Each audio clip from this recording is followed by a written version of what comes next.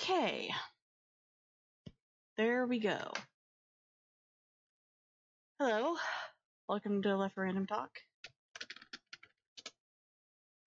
I point out to people that we would be live in about 10 minutes. And then I got up to get myself something to eat. I have a bowl of mac and cheese next to me and a refill of coffee. And that took us now 11 minutes stream time. Sorry about that. Just waiting on my co-host Rev to join us. Oh no, I think he might have gotten up to get something to eat. Oh, that's not good. That's not good. But anyway, Left for Random Talk is a very simple, well, I say simple, it's a very simple podcast. We stream this every Thursday. Some people got confused thinking it was every Wednesday like it used to be. Not anymore. It's Thursday. We stream this every Thursday and we talk about video games, we talk about movies, TV shows, we have opinions and theories mostly, and we just talk about things we like. I am just posting some links, like proper links, on a Tumblr right now because that's my main source of information right now. Even though it's a hell site. Kidding. It's a good site. Yep, he's on his way. I think he might have taken his dog out for a walk. So this is going to be a very interesting start. I think this is the second or third time I've had to be the one giving the introduction. So let me just finish posting this link.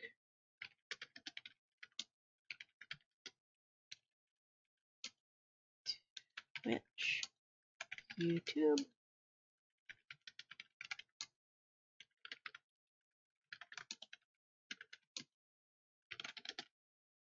I'm actually a very fast typer. It's just my hands are very shaky. Looks of it, my friend Lycan is no longer streaming. Okay. Well, I hope you had a good time playing Overwatch. Hi, Rev. Hello, I am here. I haven't told the list of topics, but I have given the introductions. Alright, just give me 1 sec. Someone's asking for the stream. Because apparently, when I said, hey, we're live, nobody listened. I was like, Yeah, I made myself a bowl of microwavable mac and cheese. Macrowavable. Awesome. Just call it that. That's mac and cheese. It's got it's like Chipotle and stuff like that. It's spicy. I haven't had this stuff since I was recovering from my surgery. Alright.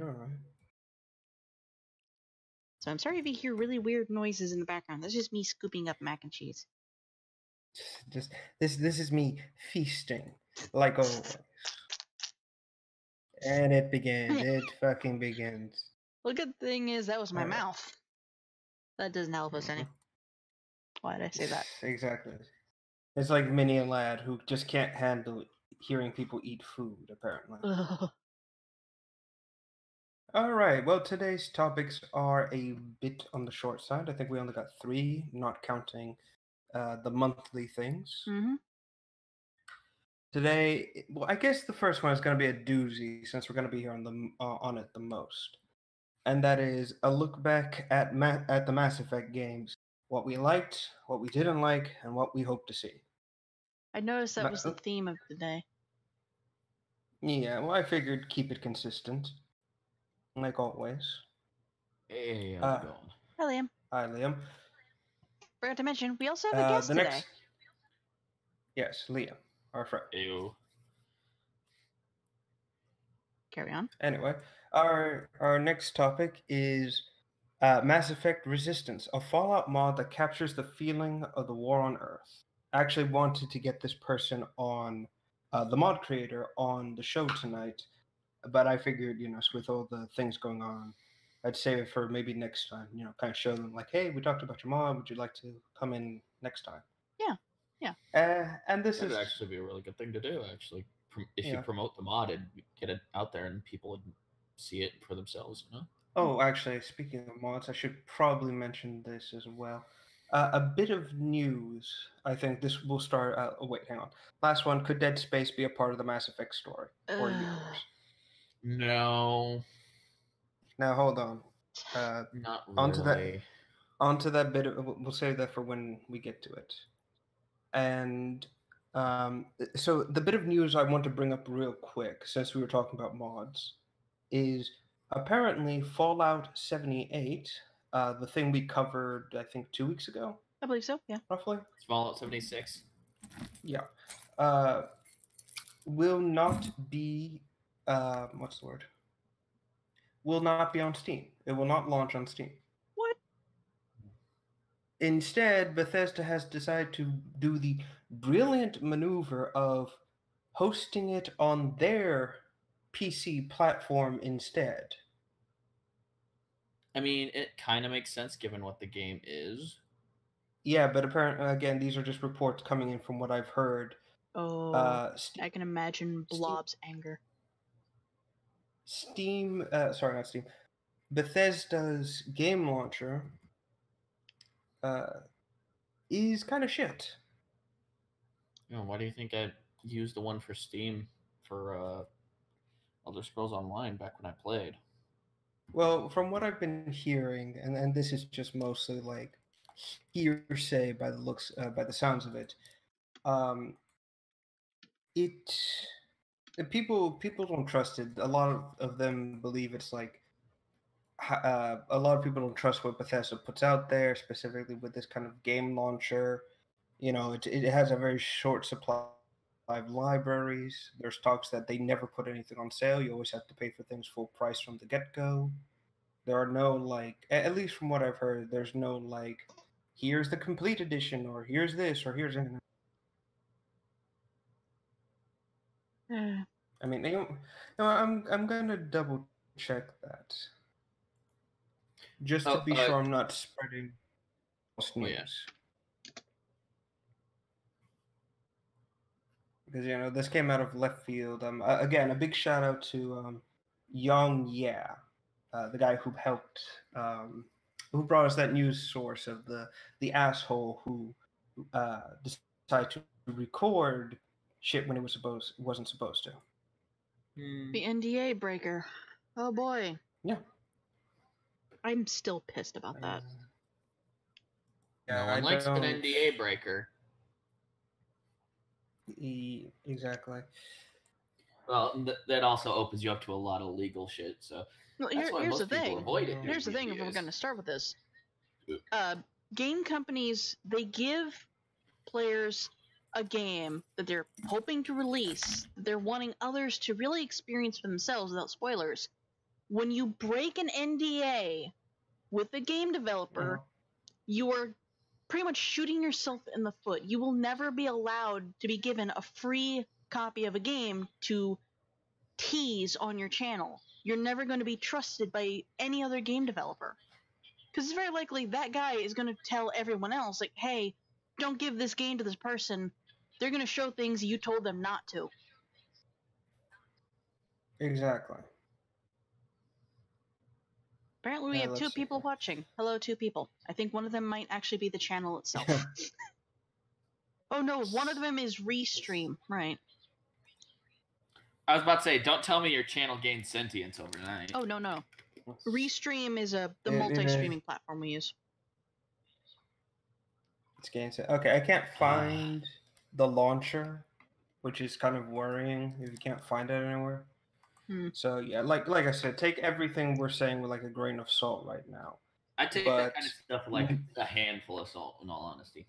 Yeah, well, like I said, this is all secondhand information from like people who have the launcher and shit of that nature. Yeah.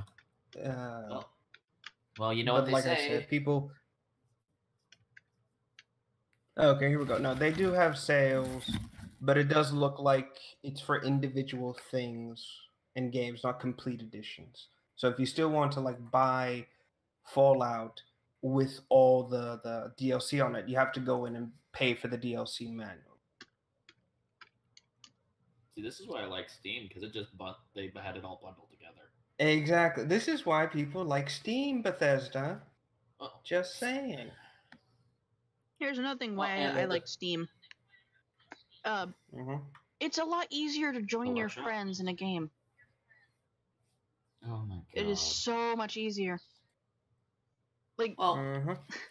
it depends on the game, and it depends on the yeah. the in-game like features for that kind of thing. Gmod and Minecraft are very shit. difficult to join.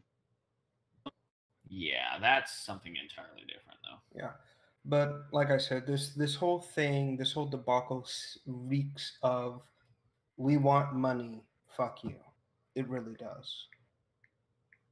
Well, if they're selling things separate, yeah, but at the same time, Well, think about it this way: it's like, yeah, Steam resells games, but I'm fairly certain a large profit doesn't just go to Steam. I'm sure they sell it, between each other. Yeah. You get this amount, you get this amount. well, I think Steam gets the larger of the two cut, though. I think. Well, obviously. I mean, it is Steam. They are hosting the thing. But the point still stands. This reeks of, we don't want to keep playing ball. We'll sacrifice our fans for the sake of pride and money. That's what it reeks of to me, honestly. Well, I mean, the whole split selling thing is a total piece of bullshit. But at the same time, like, a lot of companies do have their own launchers and for their own games and stuff like that. That's a common MMO practice, but at the same time, a lot of them also have it so you can start your game up through Steam. Like Star Trek Online does it, Elder Scrolls Online does it, which is weird because Bethesda has the launcher for Elder Scrolls Online separate and Elder Scrolls Online for Steam. Yeah. Like I said, this again all to me just sounds like Bethesda just doesn't want to play ball with the big, game seller. Go ahead. That or this might just be, like you said, scuttlebutt and hearsay. It might become of nothing. So, well, I trust. Go ahead. I took a look. Steam takes 30 to 40% of the profit. So effectively they get less money than a company. Because if they take more than the game developer, then they're not really going to have a good business. Exactly. Well, no. But there they're still go. taking a decent chunk right off the top. Mm-hmm. Yeah, but there you go. At least they're being amicable and fair about it. Steam, I mean. Yeah, about a 40-60 split is actually not all that bad, all things considered. Exactly. The publisher stands to gain more if the game's profitable than Steam would. Which that's telling. A good example of this has to be Five Nights at Freddy's. Like, look how much definitely. Five Nights at Freddy's has exploded. And one could say overnight. Well, yeah, but pretty much Five Nights at Freddy's has exploded to the point where now we're seeing it in like grocery stores. Sorry, not grocery stores. In just stores, toy stores, clothing stores. Hot Topic. That's actually where I got one of my keychains. But the thing is, Steam only took like a small portion of the sales. And the game developer didn't even take that much of the money himself. Some of it, like a majority of it, actually went to charity. Exactly. I mean, say what you will about Scott. He's a very good person. No doubt about it. Mm-hmm. Makes me want to piss myself every once in a while, but you know. Yeah. Like, again, Scott is like, a lot of people will say, oh, he's this, or he's overly religious, or blah, blah, blah, blah, blah. Just a bunch of bullshit. But at the end of the day, the guy does what he has to, and he actually gives back to the people. So he's good in my book. Good news is there is nothing on his website, so there's no teasers for a new game. Anyway, focusing on what we're doing. Yeah. Not yet. Oh. But what I was gonna bring up here was that this is basically cementing the demise of Fallout 76 before it even starts. Because like we said, what was it, 2 weeks ago on the previous episode? It has to be the we previous mentioned episode. that. Yeah, previous one. We mentioned Fallout Miami and how people are jumping ship in the droves for this mod. Mm-hmm. And honestly, if people want my honest prediction about this, I truly believe, even though it's a fan mod, but with so much work and texture shit done to it to make it so unique, I think this is going to outsell Fallout 76 so much that either one of two things will happen. Either one, Bethesda will accept it as like part of the Fallout, storyline, the overall story, or two, they'll try to snuff this thing out as quickly as possible. Because let's be honest, I haven't seen. I mean, yeah, Bethesda's had some shitty moments, but I will say for them, they haven't been on the snuff out side of things as far as I've seen. they snuffed out the guys who made Fallout New Vegas. No, actually, that was Obsidian, and that was EA. Point still stands. There is a history of, if someone outshines the people behind Fallout, there's it's like a curse. There's always going to be something in the background. No, that was EA being fucking EA, and they toasted Volition, which also had Obsidian as well.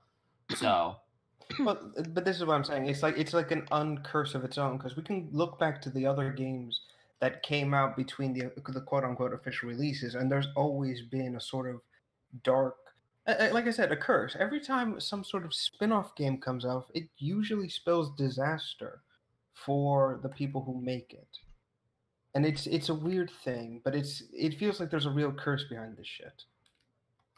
I mean, hey, sometimes just, I don't know how to put it, just shit hits the fan royally. Yeah. But still, like I said, this... Although, fun fact, Mm-hmm. Go ahead. That, what was it? That, so you know how, while we're on this quick subject of it, you know how EA was starting to monetize the ever-loving hell out of Dead Space 3? Mm-hmm. And killed it? No, actually, that one is down to the guys behind it, Visceral, basically saying, no, fuck you guys for doing this. We're killing the game series by having the DLC basically say, oh yeah, everyone dies at the end. So you can never bring anyone back ever. Fuck off. Again, like I said, we could go back and forth about information, but I'd rather not. Well, no, I'm just saying too hard. No, I know. Saying, like, good on them for doing that. Yeah, well, like I said, it wasn't just. It deprived EA of a fairly valuable IP. So yeah, everyone's just it wasn't just that. I also need to stress this as well. EA was already sinking their talons into Visceral with plans to just basically destroy Dead Space further. Remember the whole 50,000, 5 million unit push mark. Remember that. Oh yeah. But anyway. So anyways, yeah.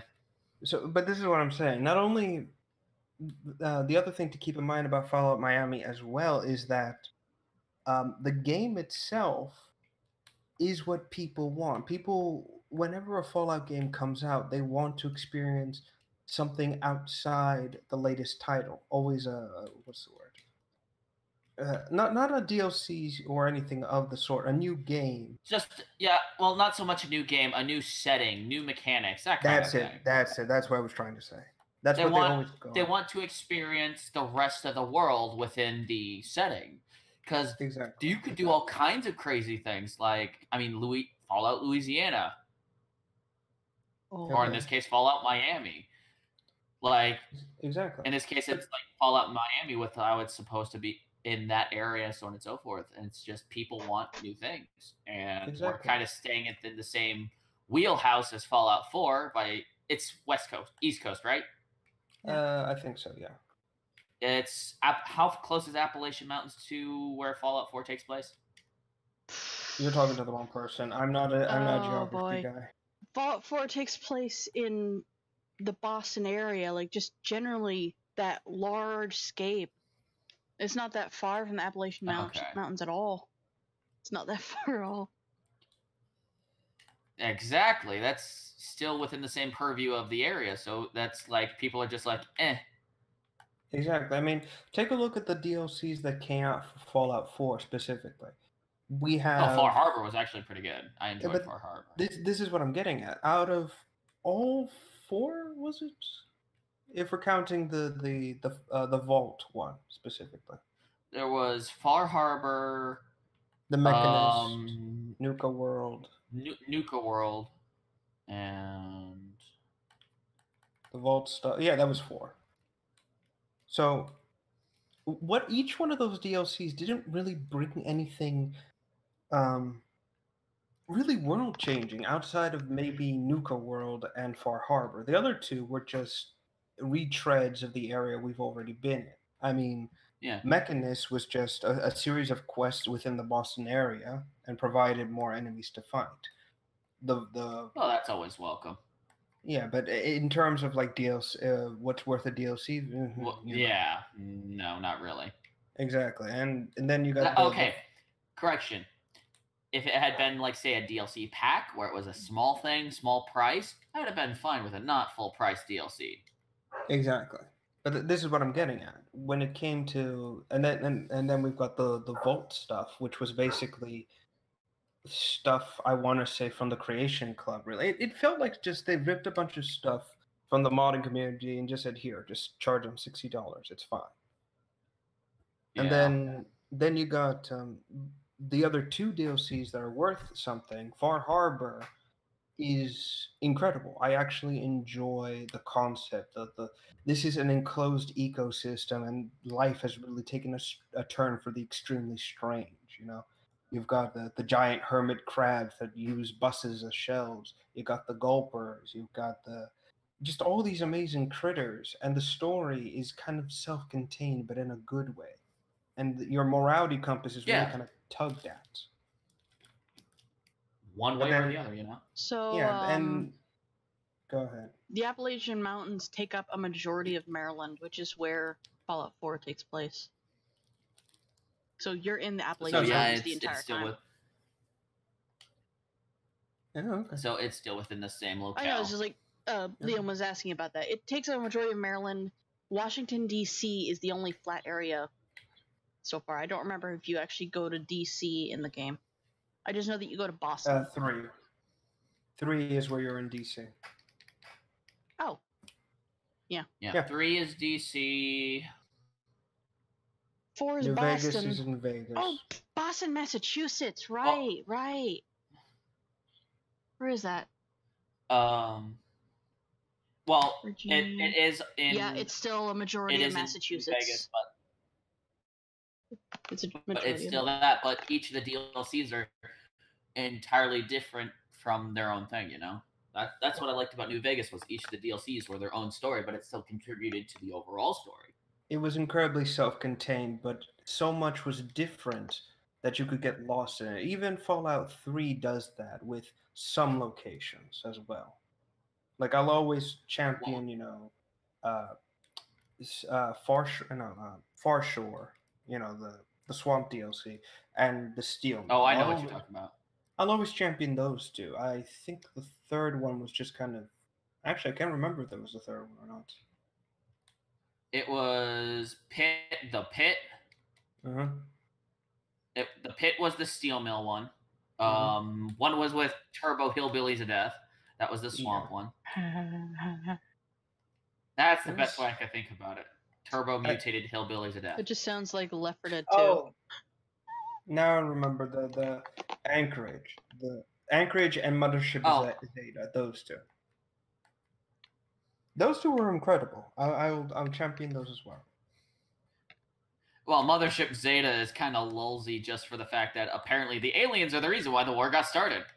Supposedly, yeah. Yeah. But this is where I'm getting at as well when it comes to the DLC history. Each DLC from 3 to New Vegas, maybe even further back if you want to go further, has always been self-contained and brought us to something new. But then you've got 4, and those DLCs are not as interesting as they could be. Again, Far Harbor is the only one I think of, which is really just an HD version of the swamp area from 3, honestly, if we want to be technical. Give or And- take, there's some different features here or there. Yeah. And of course, Nuka World is just World.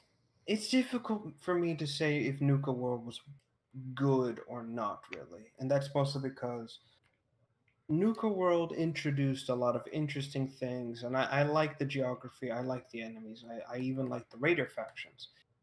But in terms of doing amazing or interesting things, it just kind of misses the mark. Not only that, but it's a trap, effectively. If you do this DLC after you finish the main game, one of your NPC companions will just hate you and even try to kill you. Mm-hmm. Which so the moment you get out of the vault, you gotta sprint your ass all the way to Nuka World. And that's something I don't think was a good idea, honestly. Yeah, actually, I was about to say that was one of the problems a lot of people had was because you basically raid your own settlements and stuff like that. Exactly.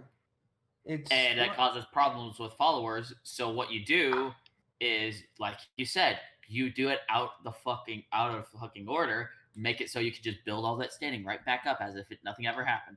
Exactly. And this is the thing I've not... Like I said, Nuka World could have been something interesting. It really could have, but they kind of squandered the potential. And this is where we finally come up to the issues of 78. 78, honestly, 6. if you didn't... 6. 6, whatever. Yeah, If just you let him didn't say tell 78. me... Sorry, carry on. If you didn't tell me this was West Virginia or any of that type of shit, I would have honestly just believed we were going through Fallout 4 all over again. Essentially, yeah. Nothing of that game stands out to me. It's just the same. It really is. That's another reason why I don't like the Fallout games either. The setting always looks the same. And I remember I actually brought this up to you, Rev, like a long time ago. I'm tired of seeing a dead wasteland. Like, I understand that, like, the world has basically been nuked to hell. Not everything is the same as it used to be. But you'd think that by now there would be some greenery, there'd be some growth, recovery. And it's just not there. But like, yes. Again, you pointed out there was a forest being started by a ghoul that's stuck in a tree. No, the ghoul is the tree. I know, he's stuck in a tree. And that's it. That's the only greenery you get, but it was like rare to find. Was it a DLC? I don't remember. No. You could get to it on your own. You just had to like follow the map up. But the thing about it is, this is the only patch of green in the entire game. And after a while, and this is the other problem as well, the choices you make for that quest won't really matter. Because apparently, according to everyone in that area, they say that it'll still take like 2,000 or so years for all the plants to start growing even at this rate. And at that point, I'm like, then why fucking bother? If it's just going to be more of the same, why bother with this whole thing? I noticed that in the to try in the promo images and the video for... I would kind of like to say something here real quick. Go for it. Sorry.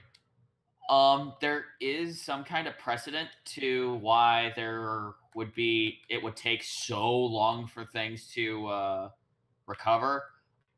There is such a thing, and this is going to sound weird, as a salted nuke.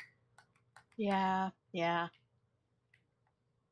Which is basically, it's basically the nuclear equivalent of a dirty bomb, where it still goes off like a nuke, but it's designed in such a way where it just produces so much long-lasting radiation. It's not like with, say, a gamma burst or a neutron bomb, where it's just huge mega dose of radiation, barely any damage, but it doesn't last because it's such a large dosage. A salted nuke, especially considering how much that China and the United States apparently hated each other, I would bet dollars to donuts that they dropped nothing but salted nukes to try and fuck over each other. Yeah.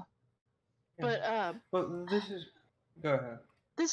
I noticed in the promo images and the videos for like the new game, there is greenery there. It's all green, but it's still very much a wasteland.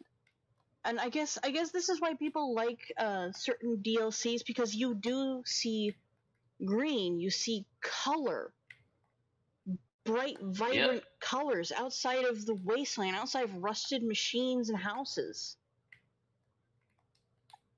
I'm not a fan of the Fallout games. I never have been. I don't care for them. But I would have to say, if I was into it, I'd be more inclined for the DLCs just because they bring color and life to it. Yeah, definitely. And funny you bring this up as well. This is something I want to bring up. Someone who does retrospectives on game franchises, Noah Cadwell Gervais, I believe. A very I think I know that sophisticated one. fellow. He brings up an interesting point, and he says a post-apocalyptic setting is only as interesting as long as the scars are still fresh and vibrant. But here in Fallout, and I believe he references more Fallout New Vegas over 4 mentions, but this is a post-apocalyptic world where the scars have healed over and civilization is beginning anew. There is no longer that drive, that sense of loss anymore. It's just done. And I'm inclined to believe him. We've reached a point where um, the We've world has seen ended. what happens. Exactly. We've reached the point where the world's ended, and we've reached the point where people are just starting to rebuild and redefine civilization. New Vegas is a perfect example of that. I mean, you had two whole factions vying for a new society. You had the New California Technically Republic. 3. We're not counting House. As I was about to say, but that's if you want to count House. No, okay. House can go fuck himself. But this is what I'm saying. He is the one who owns. He is the one who, for all intents and purposes, owns Vegas. Yeah, but nobody really cares about Vegas. And it's like, okay. But what I'm getting at here is that you had two factions vying to build society again, and in actually starting to successfully build society again. You had the New California Republic, and then you had the Caesar Legion, and these were two civilizations so polar opposite, and you could see that one was clearly meant to be the way forward. And this is the problem that I believe Fallout is having. It's afraid to move forward. It seems to always be afraid of really telling us what happened next. The closest we ever get to clarity or a sense of the story's progressing is in 4 with the Brotherhood of Steel. And that's all I can think off the top of my head that is a direct continuation of 3. Yeah. Unless I'm Well, not wrong just on something 3. else. With in Vegas, you find out with the Western thing, they kind of got their asses kicked on and so forth. But eventually, if I remember correctly, they regroup and get back with some of the other chapters, so that might be continuing off of what happened in New Vegas as well. Well, not only that, but you also have the thing. Here's the crazy thing. Fallout 3 is a pseudo-soft reboot of the series. It's a story that diverges from 2, where Fallout New Vegas is a direct continuation of Fallout 2. There's references and hints of it all over the place. And 4 kind of does that. It does the Fallout New Vegas thing, except it follows 3's story, not the previous ones, which is saying a lot. And this is the problem I'm noticing. They don't want to move the story forward, and it's clear to me that they just want to rehash the same things and keep drawing the people in. The biggest example of this I can think of is, again, going back to 76, and that is this apparently is taking place. The game itself is taking place 20 years post the nuclear war. Now, correct me if I'm wrong, but didn't the other games basically say that the surface couldn't be repopulated until sometime later? Yeah, It couldn't be 20 years? That's like the most common thing known about, like, theory known about Fallout, nuclear war. If all of those bombs dropped like so fast and so sudden, quick succession, you could not be on the surface and survive and live for maybe a couple hundred, maybe a couple thousand years. The radiation would cause the climate to change, weather to change. It would irradiate everything. You would be dead within seconds. Exactly. Well, not only that, but in the terms of what you were saying, again, it depends on if it was clean nukes or not. If it was clean nukes, yeah, maybe a couple hundred years. If not, well, it can depend. Hello, Wolf Predator Queen 1. Welcome to the stream. Oh, yeah, she's a friend of mine, very dear to my heart. Huh. Hey there. But yeah, I know I know this sounds kind of weird coming from me, but, well, not really, but I like weapons. I understand weapons. Yep. I did a lot of research projects and stuff like that in high school, right?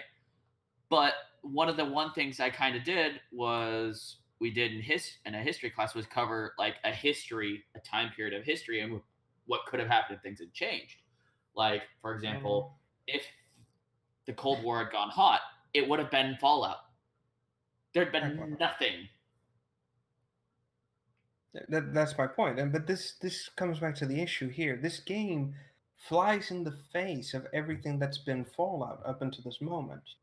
And that's not a good thing. It could be considered it could be technically considered a non-canon game. I mean, this is an MMO, because most games that are out of an RPG. Yeah.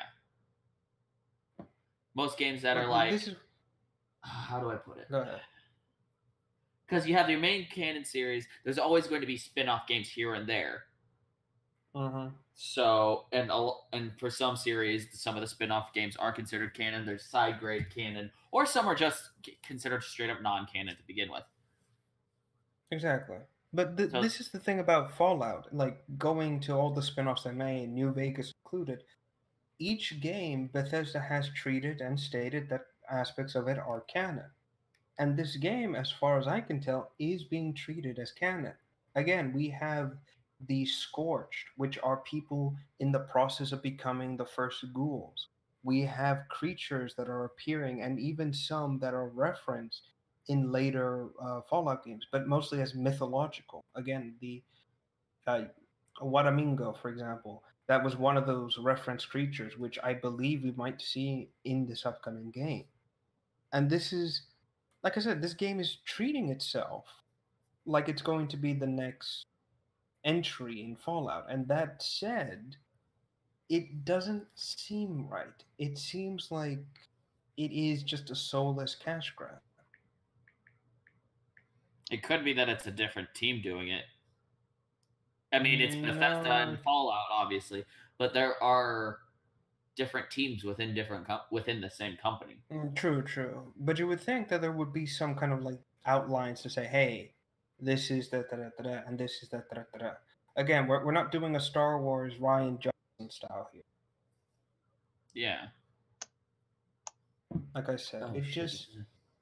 To me, all this just seems like they acknowledge the problem that people have, that Fallout is losing its post-nuclear charm, but they're still scared of going forward. So rather than going forward, they're bringing us back to the beginning. Backwards.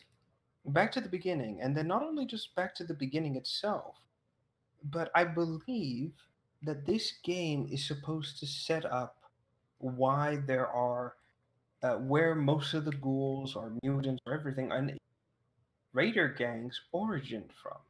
Because the way go ahead.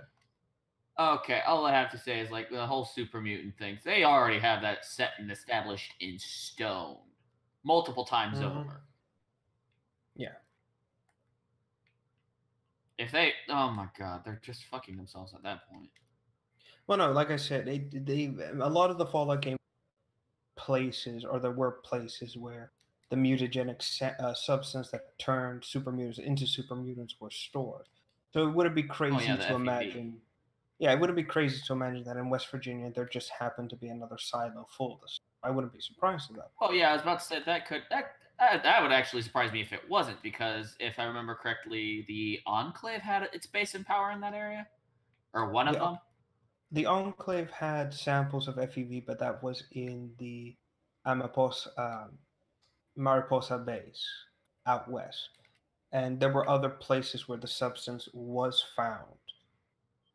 That kind of thing. But this is what I'm getting at as well. I believe this game is just setting itself up to explain where the raider gangs kind of spawn from, because as we've seen from this entire game, all the images we shared in our previous episodes, there are no raiders whatsoever. The only raider group we see are just players wearing gear and things they find. If the ending of the game is basically you travel out west with a gang of people you trust slowly to take over and spread, then I got no problem with that. But still, again, like I said, this feels like they're just going back because they're too scared to go for. Well, yeah, I would agree with you on that. Like I said, I don't have a lot of faith in this project anymore. I used to, now I don't. And honestly, looking at Fallout Miami, it really does seem like it's gonna be the game to basically beat out Fallout 76 and and pretty much cement itself as something of legend. Well, I mean, so did well, this wasn't way back in a bit. What was it? Between Two Wastelands, I think. Mm. It was that was the mod for New Vegas that basically put it on the map, because it combined both. Yeah, it was Two Wastelands. That's it. It combined both wastelands essentially, and it was beautifully done.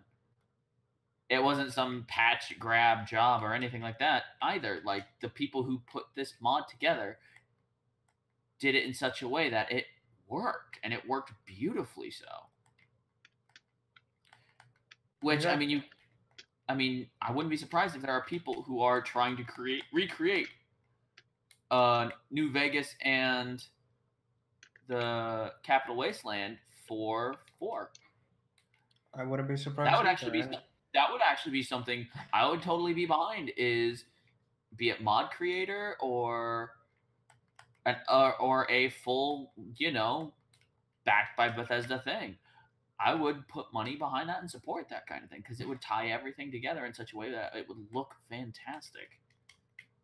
Exactly, and honestly, at this point, like I said, if they really are just going with the soulless cash grab at this point, I can't fault them too much. But still, by that same token, I fear that what we're looking at is the start of the decline of Fallout. It really does feel like that. And I don't think any amount of time between titles is going to fix that. They could do it once with Fallout 3, which they succeeded with 4, but I don't think they can do it again. I'd honestly say wait and see before going gloom and doom and all that jazz. Because I've been pleasantly surprised before in the past, and I've been incredibly disappointed in the past as well. So I'm kind of I wouldn't say an optimist, but I'm a realist. If it works, it works. If it fails, oh well. Right. Well, I suppose we've tied up our views on all this to our actual list of the evening. So we might as well talk about the mod first before we start this whole shebang. And that is, of course, Mass Effect Resistance, which is a Fallout 4 mod which captures the feeling of the final battle for 3 in a pretty good way, I might add. I take it on. You guys haven't heard about this one before? No, I don't think I have, mostly because of the sheer negativity behind Mass Effect 3's ending.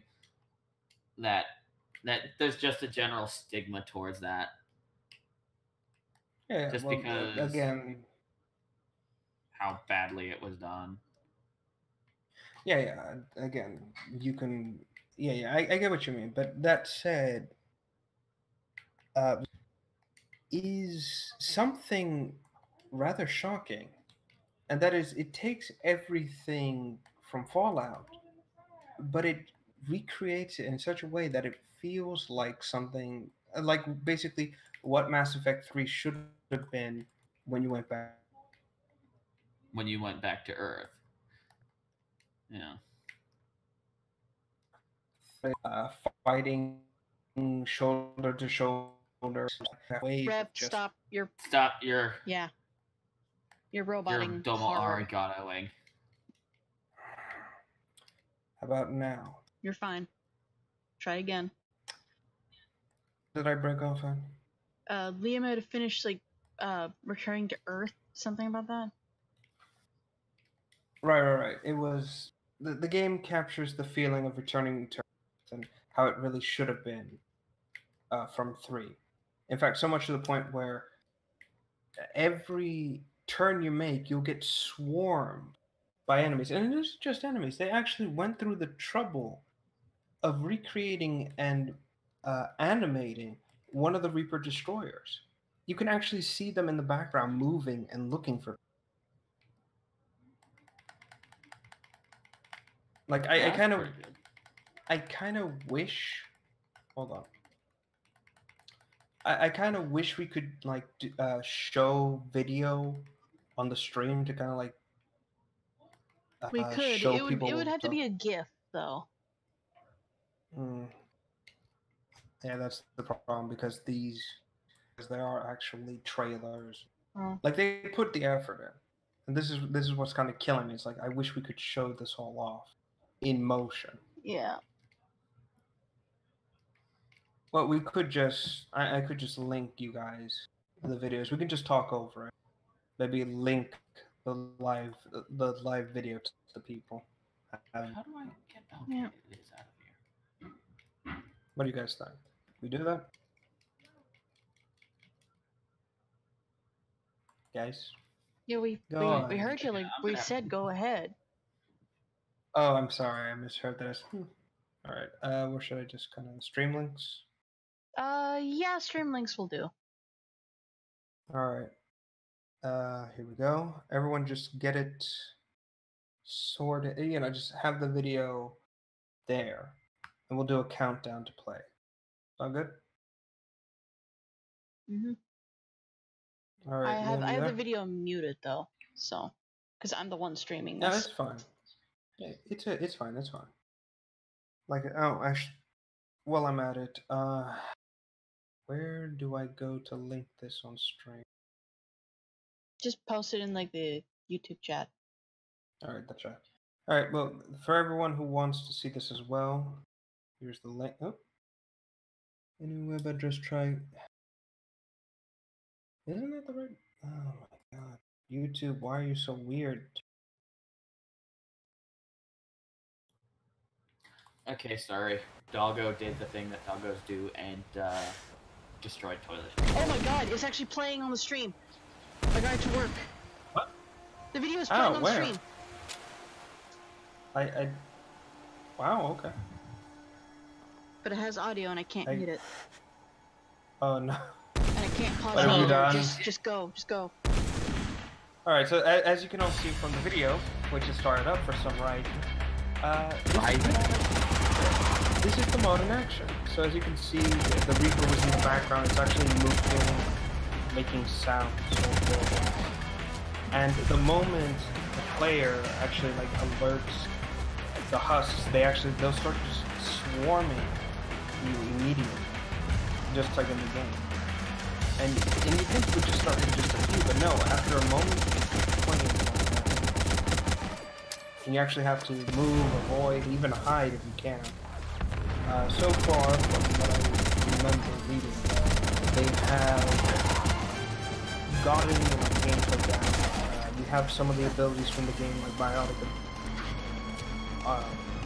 tech abilities, things of that nature.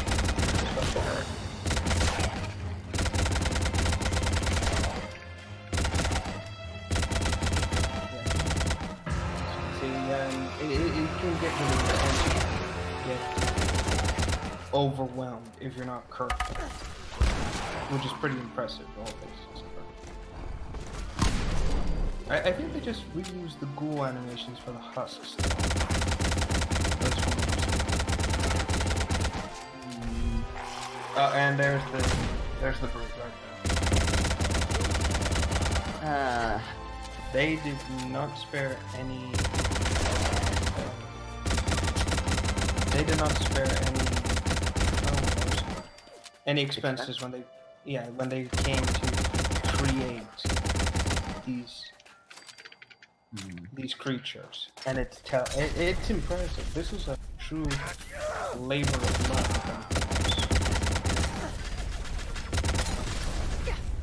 Yeah, honestly, I'm surprised. Like, even all this fall is a brilliant idea as well. It really does make it feel more desolate than what it is.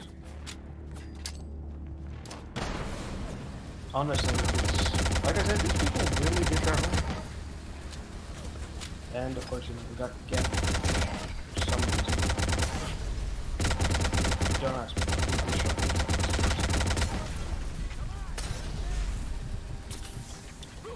Yeah. Where'd the little bitch go? Yeah, it's alright. We'll figure something out. I suppose if I can barely be heard, I'll just have to keep talking louder and louder, if at all possible.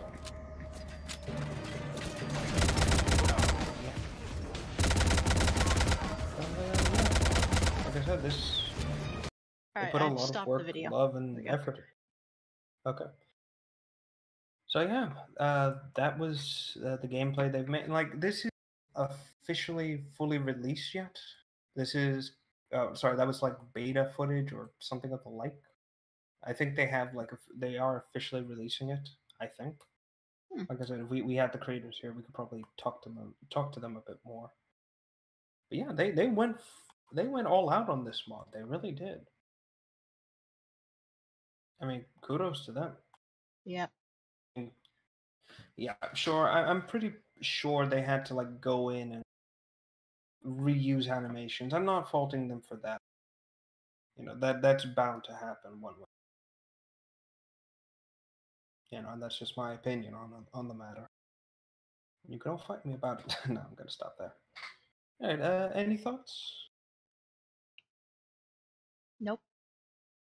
No. What about you? I watched it, and it again, I don't really watch or care for Fallout, but it didn't really feel like Fallout when I was watching it. Yeah, that's the thing. They've captured it in such a way that it feels like it's out of Mass Effect, like some spin-off game we never got to play. I was actually thinking of like Warframe. Also Warframe. Like the character looked weird, and you were zooming in over their shoulder. Come on. True. Fallout Warframe coming 2020. No. All right. Hey, well, yeah. But so, what about you, Liam? What did you think? Sorry, I had to mute myself real quick. All right. What do you think? No, like, I had to mute and deafen myself real quick. Oh, okay. I did not hear what happened. Oh, you didn't watch the video? No, I didn't get the video. I don't have the stream going. I have a potato laptop. Well, no, he posted it in Discord. Oh, you posted it in the Discord? Yes, Thank you for paying attention to what I said. Oh, you guys are amazing. Actually, I know, aren't we great? Yay. Like, I was here. I said just 5 minutes ago. It's in the stream chat. No. Yeah, then suddenly deafening video plays and Rev's trying to talk over it. Hey, did you watch the video? No, I didn't. You guys, I'm playing a game. Can't watch the stream. We're putting it in the Discord. We've said like what 3 times? Mm-hmm. It looks good. Mm-hmm. Yeah. It's incredibly uncanny, and it's amazing. Honestly, I want to have the person who made this on the show when we get the chance. Just really pick their brains about this. Holy shit! I just saw the enemy counters. You see what I mean? The moment you alert that, swarms you. There is no. It really does feel like something out of the games. This is an enemy does. you cannot stop on your own. They'll just keep coming and keep coming till you're dead. There is no hope. Mm-hmm. And then you got the giant ass crab in the background just kind of chilling there. What's up? They're just Hey sitting guys, how's it going? here. Exactly, just sitting there.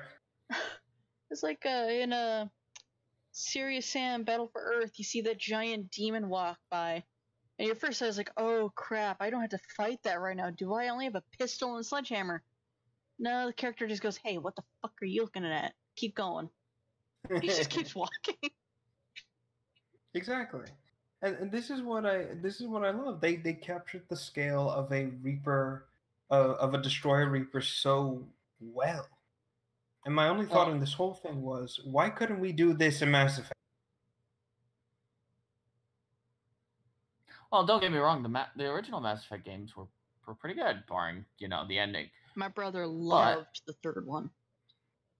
Yeah, the third one was actually pretty good, all things considered. It just had its own issues. Yep. Again, it's that meme of had fun up until the last 10 minutes. And it's like, yeah, it's true.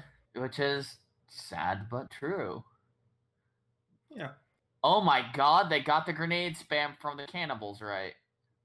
Exactly. Like I said, they really did their homework. It's fucking creepy. I mean, it's not, obviously they didn't throw fucking Molotovs, but they got the grenade spam down right. Well, obviously they couldn't. It's model replacement for the moment. They'll probably fix that. Yeah, they're probably going to get that fixed later on. But yeah, this looks great. Yeah.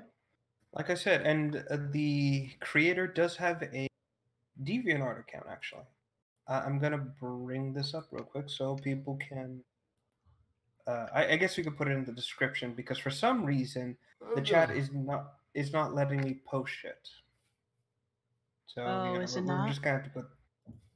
No, that's why I couldn't post the video in the chat. It just kept booting it.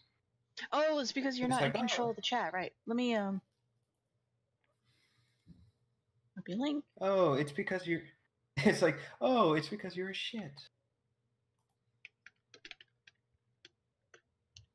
Yeah.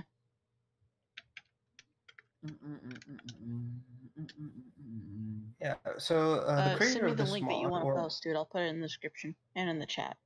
Yeah, here we go. Copy. I'll just put it right under the video. But like I said, the creator of this, their DeviantArt, basically, Shiala92 on DeviantArt. She has actually gone through this trouble of doing all this shit. Has even gone so far as to post things as they progress in the trailer. Like I said, if we ever get the chance to talk with her and actually sit down and talk about the mod in full detail, I would love nothing more than that. Fuck it, we'll dedicate an entire fucking show to this person. There we go. Oh yeah. Okay then. So Liam, what did you think overall? What I saw? Yeah, what did you think overall? They did a good job.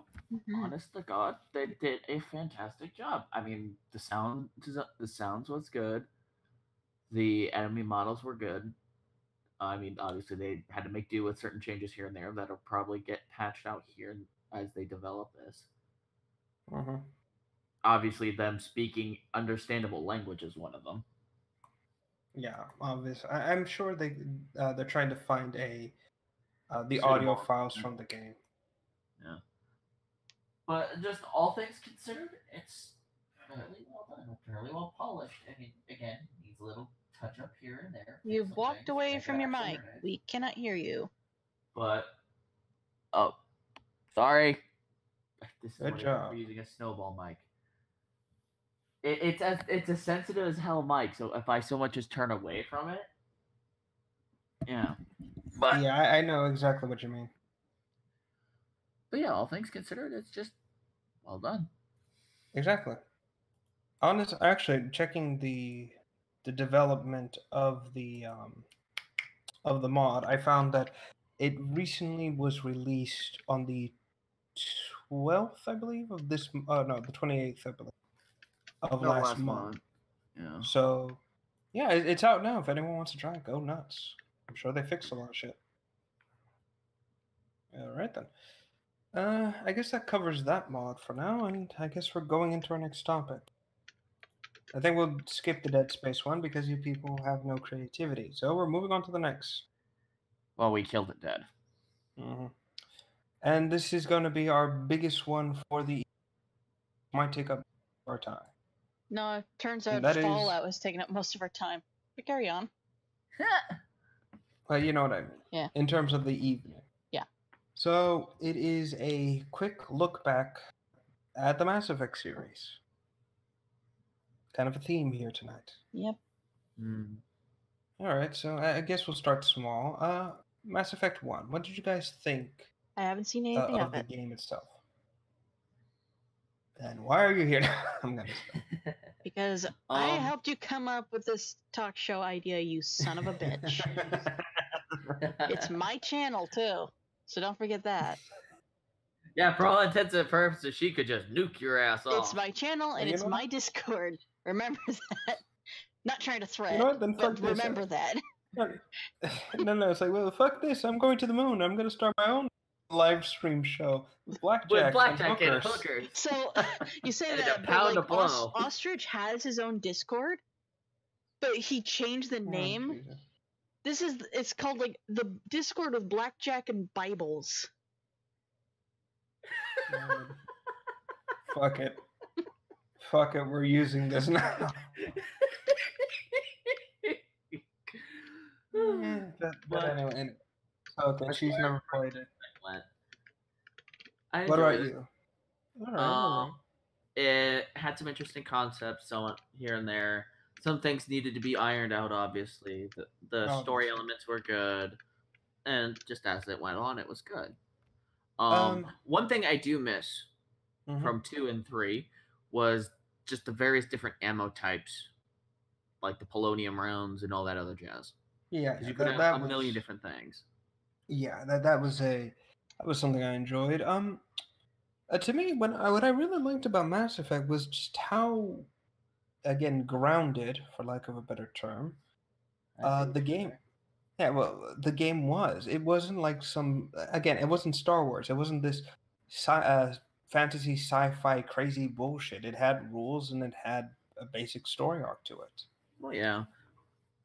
And you didn't need to read 500 books to understand jack shit. Mm-hmm. Well, yeah. That is a nice thing. Although, if you did read the books, you got some nice little tidbits here and there. Yeah, and this is something I want to pull up. Mass Effect 1 has the option for you to go in game and learn more. The Codex was Yes. the greatest thing they could have ever done. Because if you were curious, it's like, okay, what's the Mass Effect relays? There was an entire segment dedicated in the Codex, and you could sit down and read and go, oh, They had one for just the Mass Effect theory in there, if I remember correctly. It was exactly well done. That was one thing I did enjoy. Was it's like, okay, I need to learn more about this shit because it's interesting. Looks in the Codex.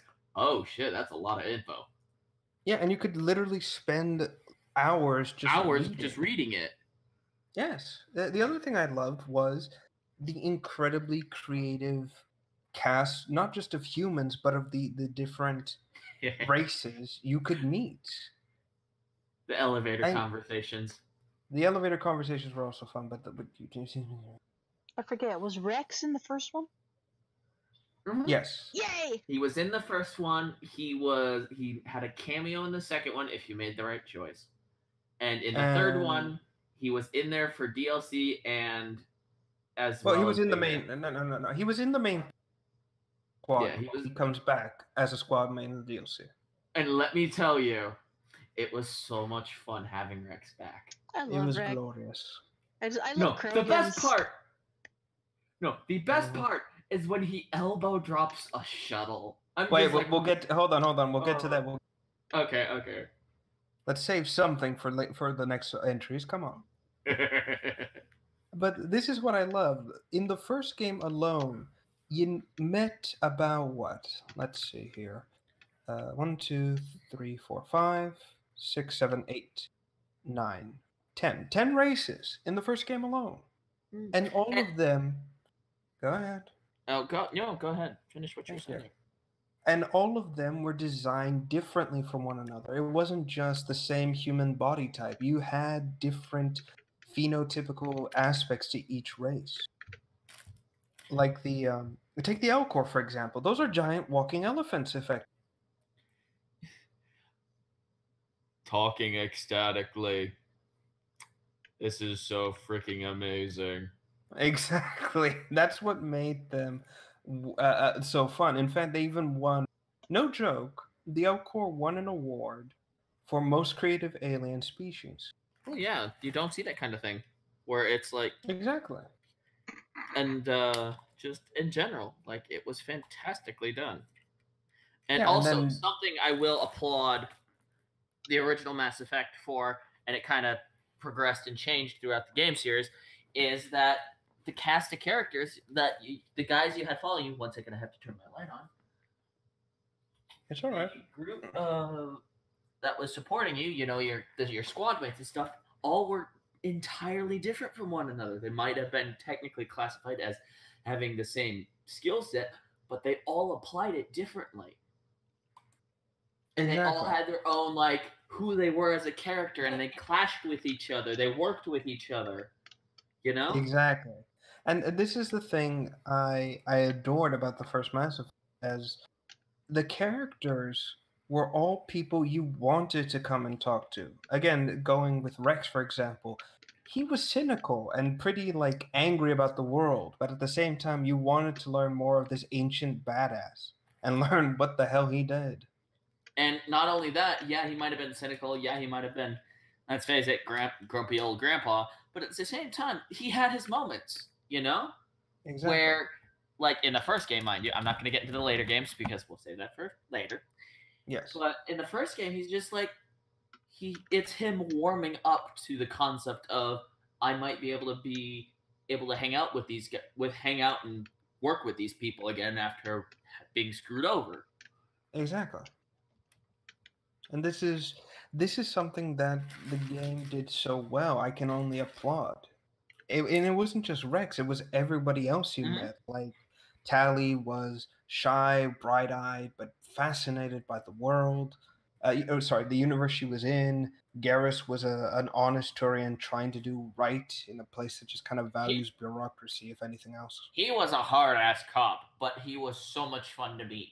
When you met him in, what was it, in the hospital or the shop? You meet him in the... Well, again, this is the weird thing about Effect, and that is, depending on where you go, you can meet encounters differently. And it's... Well, see, go ahead. Well, because I met him in the gunfight where you end up helping him out. Mm-hmm. And like, oh my god, this is the most amazing way to introduce a character ever. It's casual dialogue while in a gunfight in a curio store. No, I met... That's the thing. In the other section, the hospital specifically, you met... you meet him as he's trying to get information about, what's this Saren guy doing, yada, yada, yada. And if you get in and he reacts impulsively, he shoots one of the mercenaries in the head as they're holding a hostage. And you can actually berate him for that and say, the hell did you think you were doing? Yeah. And it's good. It's actually rare for you to scold someone like that. Because normally you would think, hey, I would do it. It's really weird to see on the other side. Oh, yeah. Not to mention, and again, going to the races, I will always say, even the ones you don't meet in your squad, the races you see in general are incredibly interesting, and you want to meet one just to learn what like the Volus, aka Space Badgers. I was gonna go a space bowling ball. Well, this is the thing. I love the fact that they refer to everyone as homeworld name clan. It's incredibly interesting. Mm-hmm. And hell, I even love the fact that they call Koreans clanless. It makes sense. They have no world to call. Mm-hmm. They're and go ahead. Is there anything else we can cover with the first one that we haven't Yeah, already touched on, or? yeah. But I guess we'll just talk about the story itself, because why not? Well, yeah. As far as stories go, sci-fi epic, but they did a good job with it and making it something new. Yes, and it's incredibly well contained in its own bubble, if you will. Like, Oh, yeah. And I will say this though: the one thing they are Mhm. guilty of is humanity is always the continual. It's either the continual underdog or rising emergent power. Yeah, exactly. But what I'm getting at here specifically with the first one is I adore the villains they picked for the game. Um I love Saren, and he's an interesting villain. You'd think off the bat he's some generic bad guy who's just in it to exterminate humankind. But as you see him and you start to kind of hear his plan out loud, you kind of start to it's the Thanos effect. You know he's evil because he's doing the wrong thing, but he has a just reason for doing it, and you can't help but say, "I see your point, and I hate we can He's disagree on doing. this." It's the evil angel effect. He's doing the right thing the wrong way. Exactly, and And go ahead. and the best part is you can eventually reason with him to the point where it's like, no, I'm not going to do this anymore, and he offs Kills himself. himself. Exactly. In a bid to get at fucking what was the name? Sovereign. Yes. In a bid to get at Sovereign, he offs himself, and it actually does totally screw Sovereign over in the end because he loses the connective link, which causes some kind of issue with Sovereign. Yeah, I'll get more. I might as well explain that. The game explains that a Reaper can influence someone. The Reapers are the massive starships, by the way, the squids. Yeah. And I know, are the greatest threat to all human and sapient kind, giant space cuttlefish. No, I'm remembering our old joke. Oh, right. Joke. I'll be over here in the corner. Mm-hmm. But what I'm getting at here is that with oh my god, basically Reapers exert control subconsciously. They make you think what they want is what you want. It's subtle. According to Saren, he mentions that if a Reaper exerts too much control, it winds up draining itself of its systems and mental capacities. And not only that, but it's basically the whole. I wouldn't say it. Actually, here's a good way to put it. XCOM. If you have one of the asshole aliens who does all the mind control stuff, sectoids. And he does. If you have one of the sectoids do the psychic bond thing, and you kill the guy who's being psychically bonded to, it'll fry the sectoid that initiated it. That's basically what happens if they exert total control over something. Is they're basically draining their systems and everything into this one thing, and exactly. If you kill it, it's massive backlash, which is why Sovereign was left wide the fuck open. Whiplash, mental whiplash. Essentially, yeah. And this is the clever thing about Mass Effect 1. You have this great, omnipotently powerful beast, and yet it's taken out because it used its puppet a little bit too much, and then boom. Well, yeah. Now it's no more. He left himself open in a way he didn't expect to. Exactly, and it's incredibly amazing. It's just and so on. And while we're on the subject of this, what Saren was, it isn't just Saren, but it's also like Liara's mother. You find out that she joined Saren specifically to kind of ease him off this twisted path, only to be used in turn. And it isn't just this, but as you go through the game, you not only face these enemies, you go to different worlds. You actually see new planets, new life and interact with the bureaucracy or the people of these planets. I mean, granted, most of them are human, with the very rare, alien here and there, but you get my point. Well, that's because most of the worlds you go to It's are still there. relatively human worlds. It's just a lot of they also have a lot of other, denizens. Exactly. It's like going, I don't know. Here's an example. It's like going to Japan, And seeing he's that gone. one black dude. Good. Oh, going to Japan and seeing the one random black guy thing. Yeah, exactly. Well, that's the best way I can put it. It's like it's a sea of normal faces, and then suddenly there's someone very, very out of place standing out. Exactly. Out of place in the region, we should say. Yeah, out of place for the region. Exactly.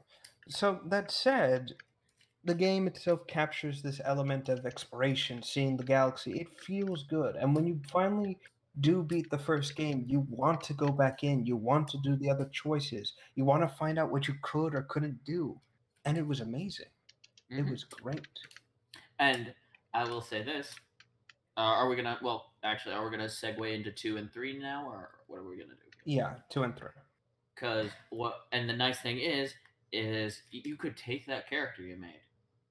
Exactly. This is something I want to make. Carry all your decisions that you made that actually affect gameplay and who you get as a squad mate or who you might not get as a squad mate. Exactly. It is a series of binary numbers and an algorithm that ticks off the check mark and says, yep, this person's here, this needs to be. This was something I saw, and my immediate thought in this whole thing was, why don't more games do this, goddammit? Well, back then it was more of it's taxing on the system. Yeah, but nowadays you have no excuse. Nowadays you actually do see it. You still see like your choices matter and carry over, like from Infamous 1 and 2. Exactly. We see this like it's everywhere nowadays, thanks to Telltale Games. Telltale Game, Mass they Effect. pioneered it. Telltale, English good.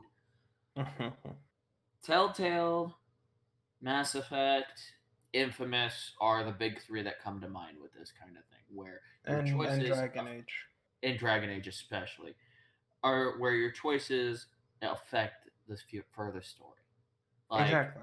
In Infamous, it's are your choices basically boil down to were you the hero of your story or did you become the outright villain of the story?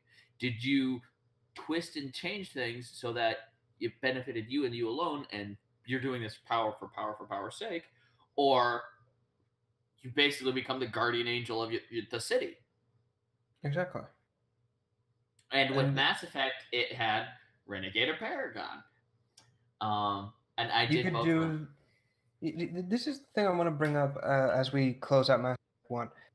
Not only did you have these choices, but if we want to talk about the one DLC that it had, which was to stop the asteroid, you also met the new race, the Batarians, which actually had to have their names changed in France because Batarian is bastard in French.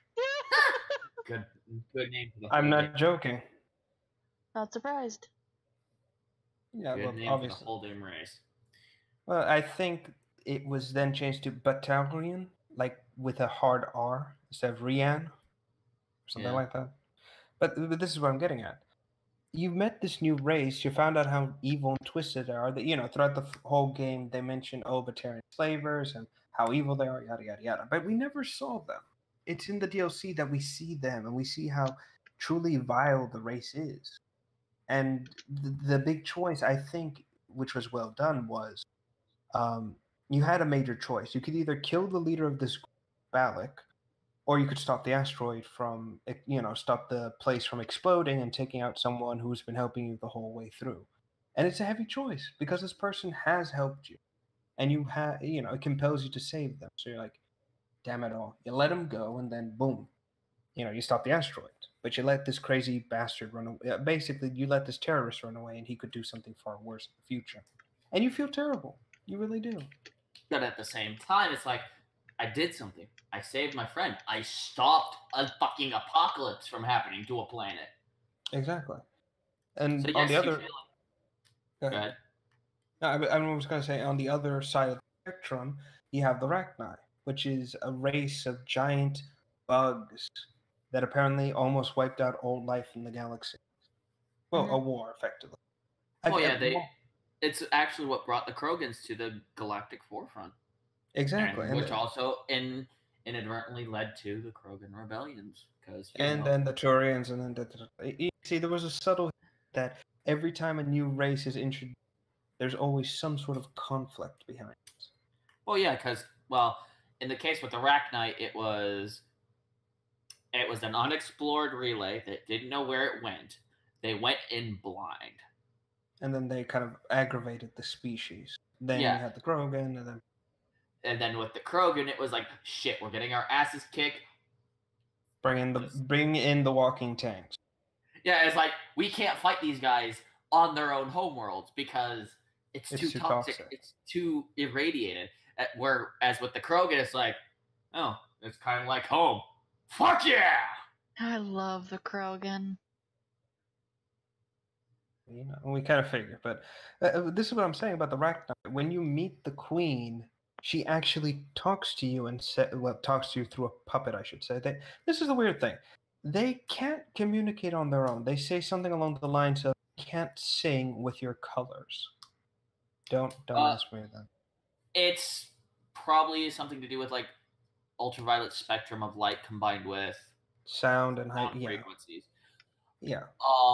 But the thing is with the Rachni, or rather the higher functioning Rachni, like the Queens, is they also have since they're a hive mind as a whole, as a gestalt, the Queens have massive telepathic power. Yeah, this is what I was getting at. You meet the Queen, she uses a dying sort of mouthpiece to try and argue her case. And she actually mentions how sad she is about the Asari. She mentions that her song is beautiful but bittersweet as it comes to an end, which, you know, it shows these creatures aren't just ravenous and mindless beasts. They are capable of understanding. Mm-hmm. And the big choice comes in where it's like, do you save the species that was put extinct and actually sorrowful for its actions, or do you stop what could be a potential threat?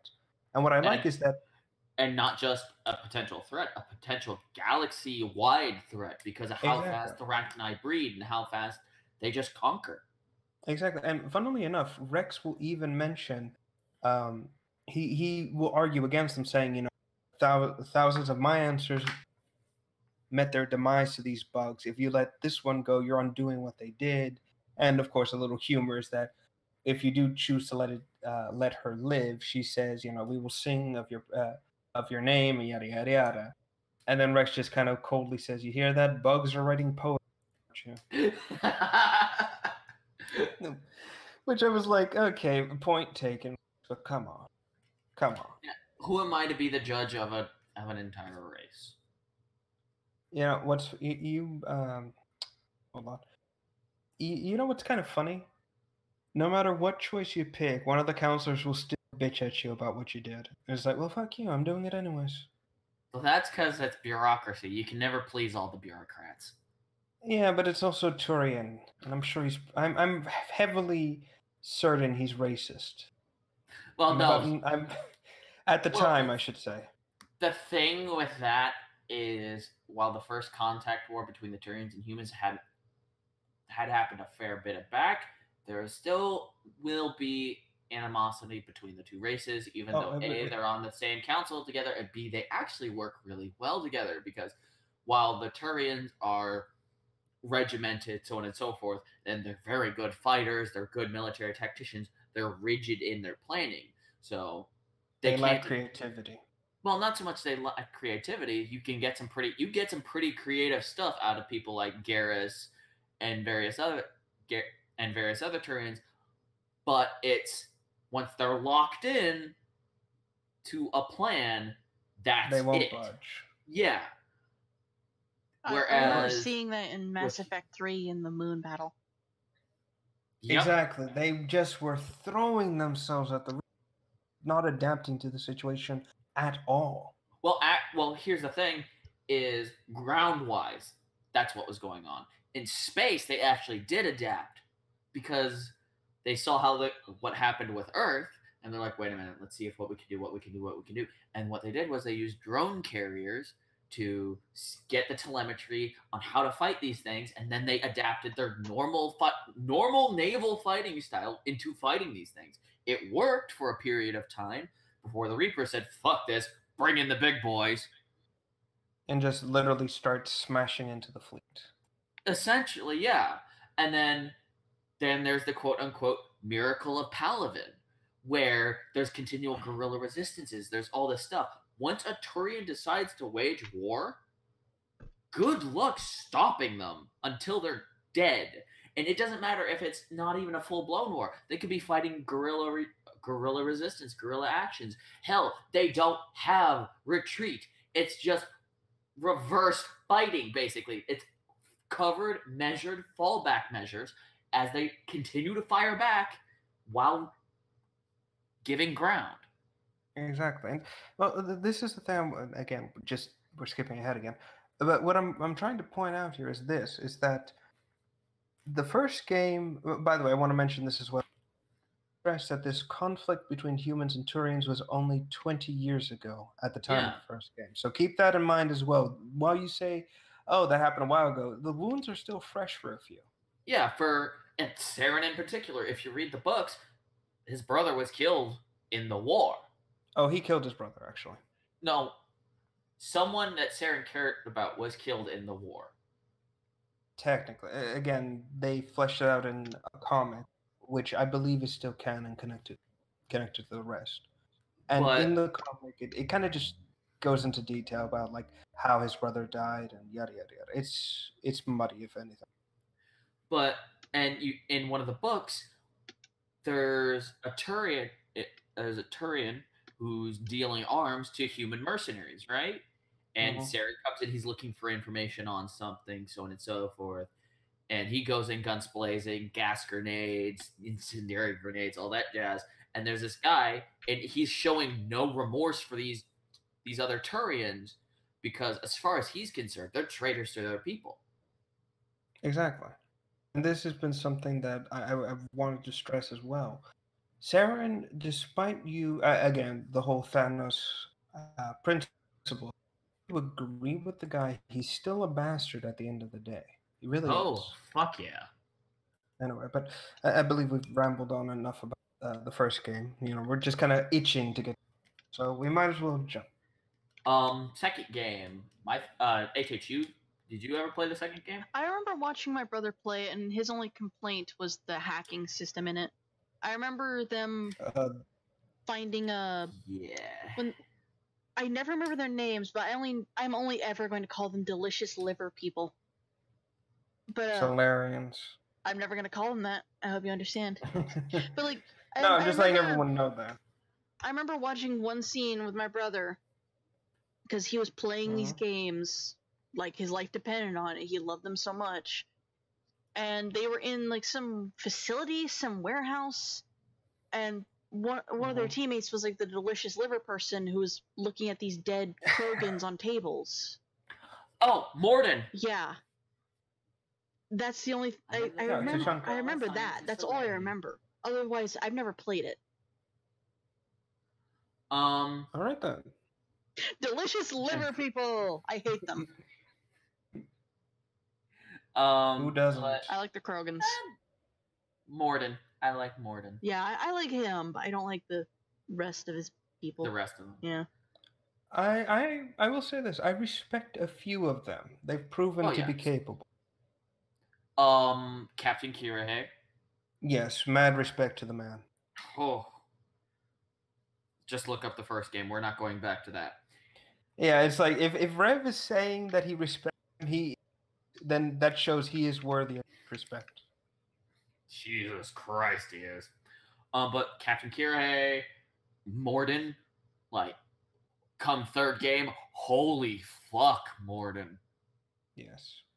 He even proves himself in the second game when you first meet him. Exactly. And this is the thing I want to bring up. So between the first and second game, where the following Saren and trying to find out what the catalyst was, which is basically getting into the Citadel, which was a giant mass relay for the Reapers to come in and start the invasion. The second one is more encapsulating the mystery, but also evolving the galaxy, actually making things live. Yeah, And also the collectors too. That's what I'm getting at. Not only does this game kind of do that, so Shepard dies at the start of the first game, and it's actually a shocking thing to see. Yeah, it is. This character I put all this work into bought the farm so hard, it's not even funny. Exactly, and part of me wants to believe that they wanted to do this, like the original script did call for Shepard. Shepard's, can you stop with the bag, please? Here, I'll mute myself. Thank you. The first game, I'm fairly certain the draft of the script called for Shepard's death, and then you were going to play as a different character in the universe. That's what I believe was the plan. But then they just kind of said no, and they brought him back with cloning science. No, you need to say it properly. They brought him back, him/her, back with science! Whatever. But They here's brought the them back thing, with... like, it's kind of I think it's a theme in all three games. You can see your decision, like, this is another thing about, like, the decision making, if I can cut in with this one. It's not only you see it in the games, you see it on the character. The more negative you go, the more deteriorated your character looks. Like, your body is not able to remain stable because of this. And it ties in with their death. Yes. If I remember correctly, it's the scars, they're not healing properly. The facial markings, yes. Mm-hmm.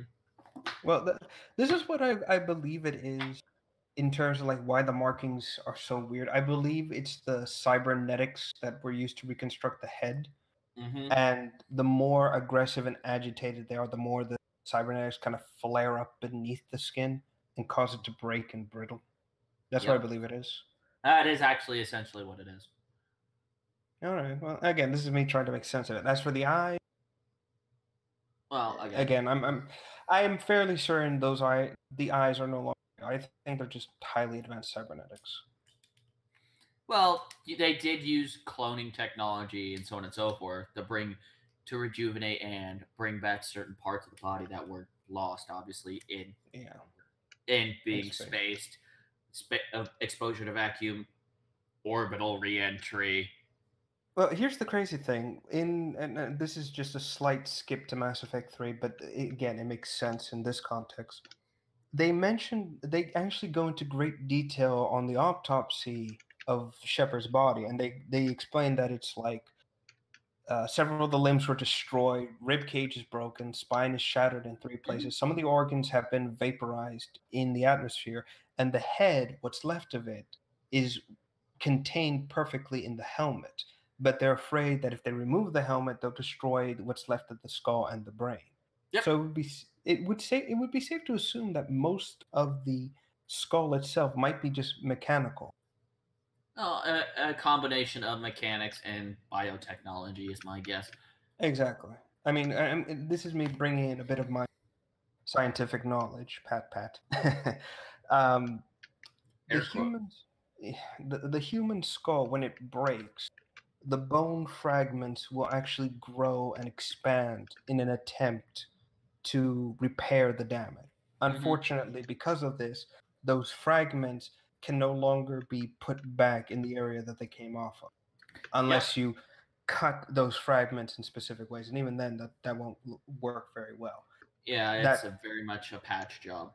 Exactly, which is why, myself included, people go with the metal caps in the head and so on and so forth. Yeah. And this is what I believe is the thing here. I believe most of Shepard's skull might be those skull caps. Yeah, just skull caps, really sophisticated skull caps, I should say. But as far as gameplay goes, it's much more refined. Oh yeah. The weapons are, the gunplay is good. The abilities. You know what a different weapon is. It isn't. It actually has a design and looks different. Yeah. Amazing.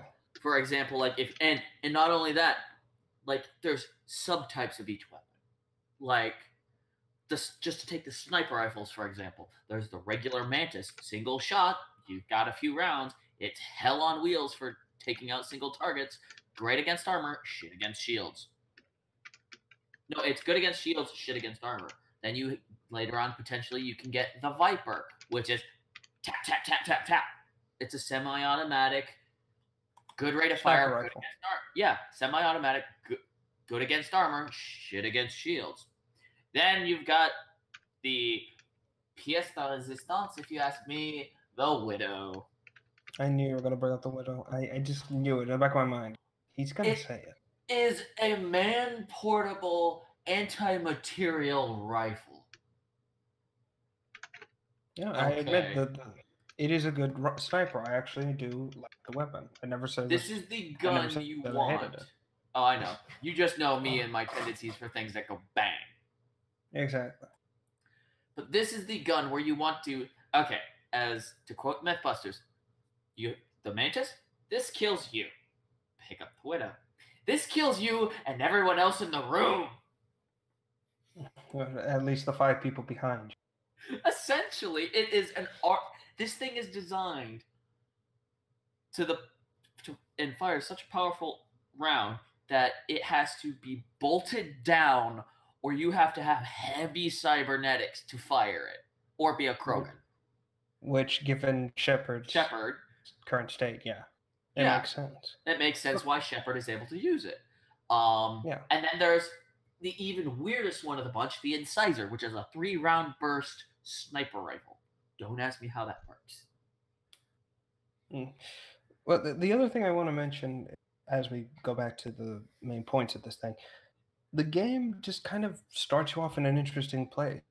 I mean, you're technically dead, but you're now working for, effectively, Space ISIS, if you want to go there. Less ISIS and more Taliban. Well, you get my point. This is me doing a crude How about a combination of both? Because just to wrap it all up, it's a very bad group. A very, very bad group. That's putting it mildly. Yeah. So, yes, Cerberus is basically humanity first, everybody else can kiss my left ass cheek. Exactly. Like led by Ezra the elusive Knox man from Starbound. Yep. Fuck that. Or, the Terran Dominion in general, but who's counting? But this is what I'm getting at. You work with Cerberus because they're the only ones who are actually doing a damn about the collectors and the sudden abductions of whole human colonies overnight. And, you go into this whole thing trying to figure out what's going on, who's taking them.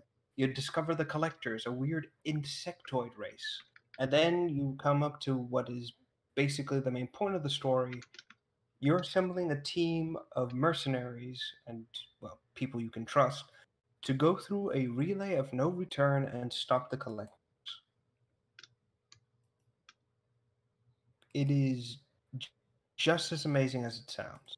And it isn't just you meet new faces, you meet, old friends. You meet new faces too. I mean, to be honest, I honestly enjoy every single squad mate I get in the entire second game.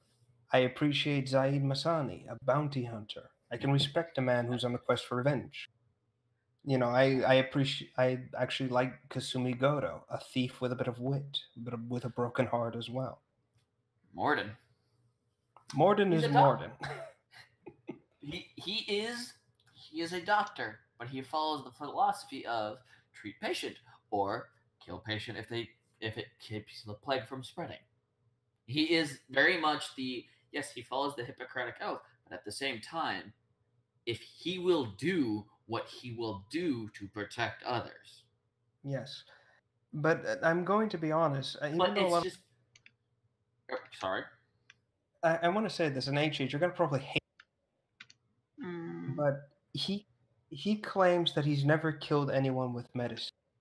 However, I heavily disagree with him on that one. You have killed people with medicine. You've altered a virus. And not only that. Yes and no. That you're getting into the strange field of biogenetic engineering weapons. In a way, yes, that's technically medicine, but at the same time, it's more creating a weapon that's designed to destroy. It's a gray line between the two. So what he's referring to is how his student,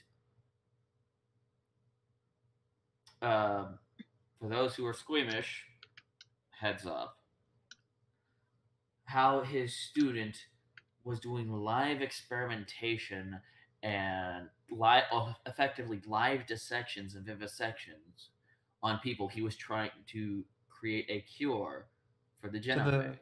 The sterility plague that affects all Krogan. Yeah. And while the intentions are good, he admits himself, the process is what it is. That's what Morden is referring to, is there is no ethical way to do this with a way that what was it, Galen? Or Kalen or something like that? I never bothered learning their names. That his student Malin, that's it. Malin, thank you. That Malin had, that the way he had gone about this was totally wrong, both ethically and scientifically, just wrong. But I can see why he's doing it. Now, yeah, the reason is there. It's just... Well, here's the funny thing. He isn't doing this because he wants to make a name for him. Because he can't. This... Oh, go ahead. He's coming to grips with the fact that he's basically killing children, families, everything. And I can understand where he's coming from with that. Believe me, I do. Mm-hmm. It is something you can't just close your eyes and pretend it never happens. It haunts you. It haunts you to the day you die. Yeah, and we'll talk about that when we talk about Mass Effect 3. Mm-hmm. But... And honestly, in my honest opinion, seeing the Krogan trying to fight this plague and trying to better themselves is something I want to basically point to him and say, look, you've made a mistake. You have a chance to fix it. Don't waste it. Mm-hmm. And that's actually one of the two options, actually, with Malin, is when you get to him, if you basically can stop Morden from killing him and wiping the data, or you let Morden kill him, wipe the data. But at the same time, you keep that data actually comes into play third game. Third one, yes. And it's just that the way it was produced is why Morden feels bad involving it. It is research bought with blood. Mm-hmm. Through blood, it has been, and I understand again, and I also understand where he's. I'm never one to say the ends justify the means. Oh, hell no. I never say that, but in this instance, I can see the potential of something evil to be used as good, and this is where I'm kind of like, this is what we have to. We can, we can publicly say no, this wasn't right, and at least hold our heads high that we keep to our morals. We didn't break them, but we are using this. Yeah, we have to. Exactly. And again, go on. Well, that's for Mass Effect 3. Yes. But at the same time, something I actually find interesting is they double down on the differences between the crew members. Yes. The weird thing is that the crew members in 2 are very much more straightforward. You learn more about them a bit faster. Jack. And if they have Jack. Oh, yeah. Yeah, Jack. Oh, I love Jack. Okay. I was one of those people who got the scene where you actually get the sweetheart scene where you actually hold her crying and everything. Yes, I was one of those people who managed to get that scene. Yay. Fair enough. Well, my heart goes out to that poor woman. like all the things that she's done and everything that's been done to her, and yet she's still here. She's still kicking ass. She might be a psychopathic god bitch. But there's a reason for it, Mm. and there's still a person I in was there. I was gonna bring this up actually. What I like about Mass Effect 2 is that the suicide mission, the big thing of going to the galaxy effectively, is treated seriously. And if Oh hell yeah! you have to, uh, your crew has to be dedicated to this whole thing, and that's what Otherwise, you lose crew. exactly. And what I like about it is that it encourages you to learn and do everything you can with said crew. And this comes back to Jack herself. Um, I love the level you actually get her in because I love the concept of purgatory. It makes sense. Have an entire space station dedicated to housing the galaxy's criminals, and then release them when their sentence is over. That, to me, that's fine. It makes sense. I don't like how it basically became a slave trade, Well, and yeah. you can only imagine how much money someone would pay to have Jack as an attack dog, effectively. The problem is, how would you control her? Because the sheer power of those biotics and her implants would fry just about any control method. Exactly, and this is the thing about Jack herself. Again, this actually goes to some.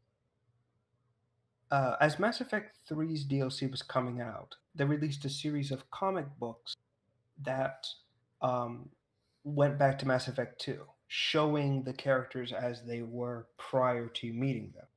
Mhm. And one of them was actually dedicated to Jack, where she actually breaks into a Cerberus facility that has actually attempted to restart the program she was a part of.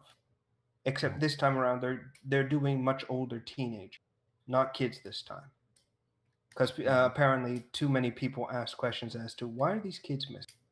So instead, they went with volunteers, quote unquote. Mm-hmm. Jack attempts to free them, but they don't want to leave because apparently some of them came from Barrett's place, and she doesn't want to force them to go with her to soothe their consciousness. So instead, she says, "Fine, if you want to stay here and grow up to be like me, that's on you." Yeah. And I respect that. She doesn't let her own pride or her own sense of I have to hurt Cerberus get in the way of doing what's right. The whole time you interact with Jack, she never once forces her will. Yeah, she talks a big game and she can be tough, but she lets people do as they have to. She never forces anyone to do things they don't want. Well, that's because she's been through it. She knows what happens to people.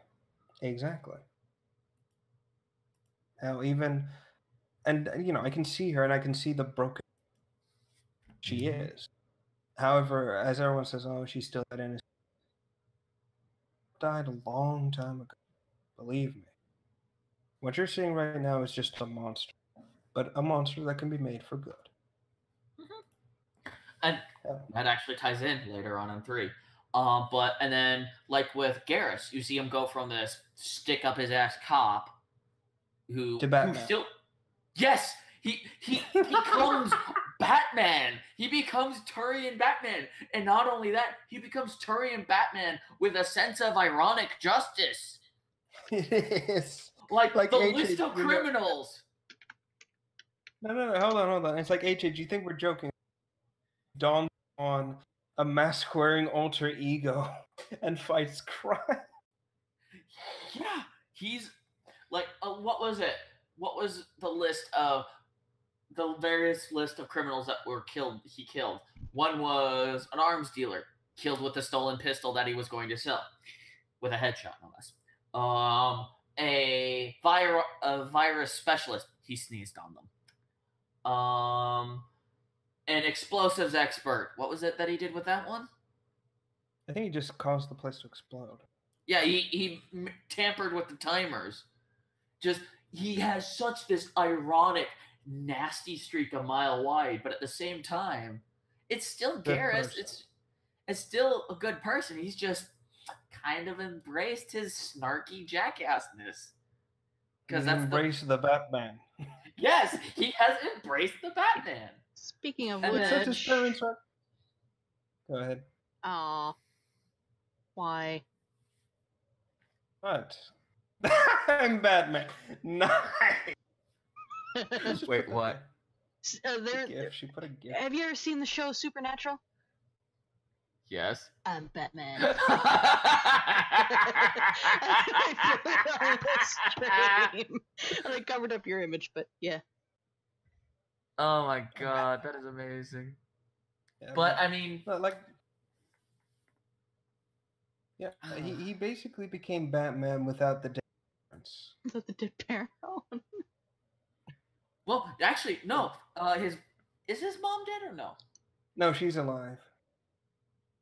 It's just again, it's in a comet. Okay. She had her leg badly damaged during a fight, and he had an opportunity just to ship off to I believe CSEC or I think it was CSEC. Ship off to CSEC early and start his career a step ahead, but he chose to come back and make sure his mother was. I mean, she scolds him about it, but she still is thankful. Well, he came to see her. And then he's basically become Korean Batman with a sniper rifle. God help you. Called Archangel, ironically enough. Yes, and here's the thing: when you cross that bridge, and he knows it's you. But when you're crossing that bridge, you see people drop like flies. Hold on. Might as well bring this up. So, basically, there's a station in Mass Effect 2 called Omega. It is filled with nothing but criminals. And the poor son of a bitches who have to be there too.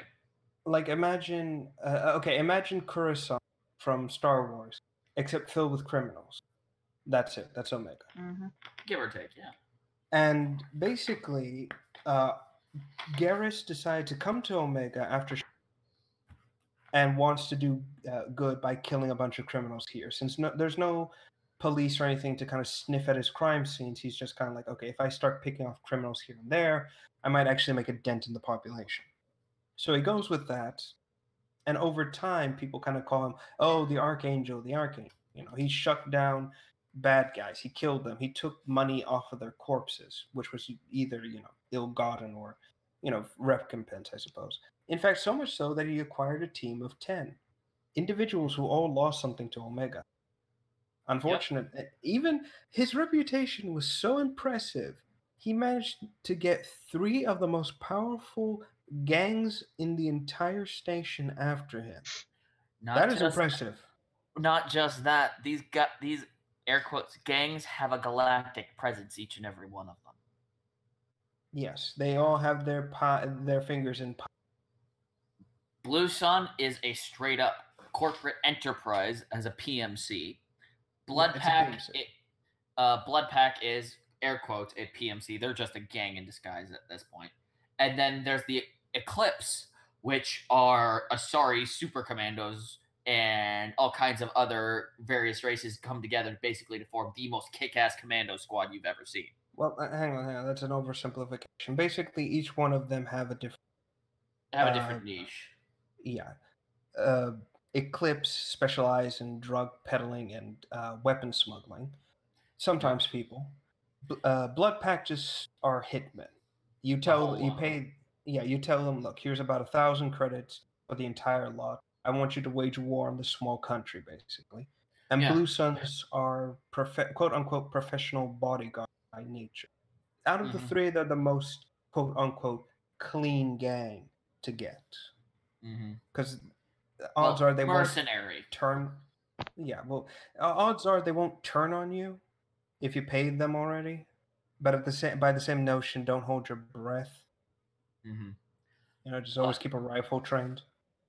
Yeah, but see, as you're crossing the bridge, these people all know what they're doing, so on and so forth, right? But as you cross, each and every single one of them, barring you and your team, drops like flies with perfect, well-timed shots. And here's the big kicker with all this. He's doing this low on ammo, low on rations, and with a Vindicator burst fire assault rifle, and with, of all things, He's doing this with a Mantis single-shot sniper rifle. Exactly. Garrus has managed to place himself in such a good position. He is picking them off one after another because they have no choice but to cross a very narrow bridge. Well, it's Oh, go ahead. I was going to say he's basically forcing them to. He's forcing You're them to cutting in and bottleneck. Yep. Yes, And that's not it. only that, when they bring in air support, he shoots it down. Yeah, he shoots down is. a gunship. Yes. Okay. Again, he is Batman. He's Space Batman. He is the goddamn Space Batman. So I need to put the picture back up. I actually wait. I think I have a fan cover of Space Batman somewhere here. Give me a second. Here it is. And then on a similar note, but on the far end of it, you have, was it Bane? The Drell assassin. Yeah. Thane Krios. You have Thane Krios, who he is an assassin for hire. You pay him money, he'll kill the target. Clean, quick, simple, efficient. But he's spiritual. He is honor bound. Not only honor bound, but he prays for forgiveness for the people that he kills, because most of the time the people he's been hired to kill are less than savory people. See the mission where you actually meet and acquire him. Yeah, well, this is the other thing I want to mention as well. Again, the comics. In the comics, we actually see both his wife, how they met, and what happened. And the comic is depicted in such a beautiful way when it comes to him getting revenge on those who killed his wife.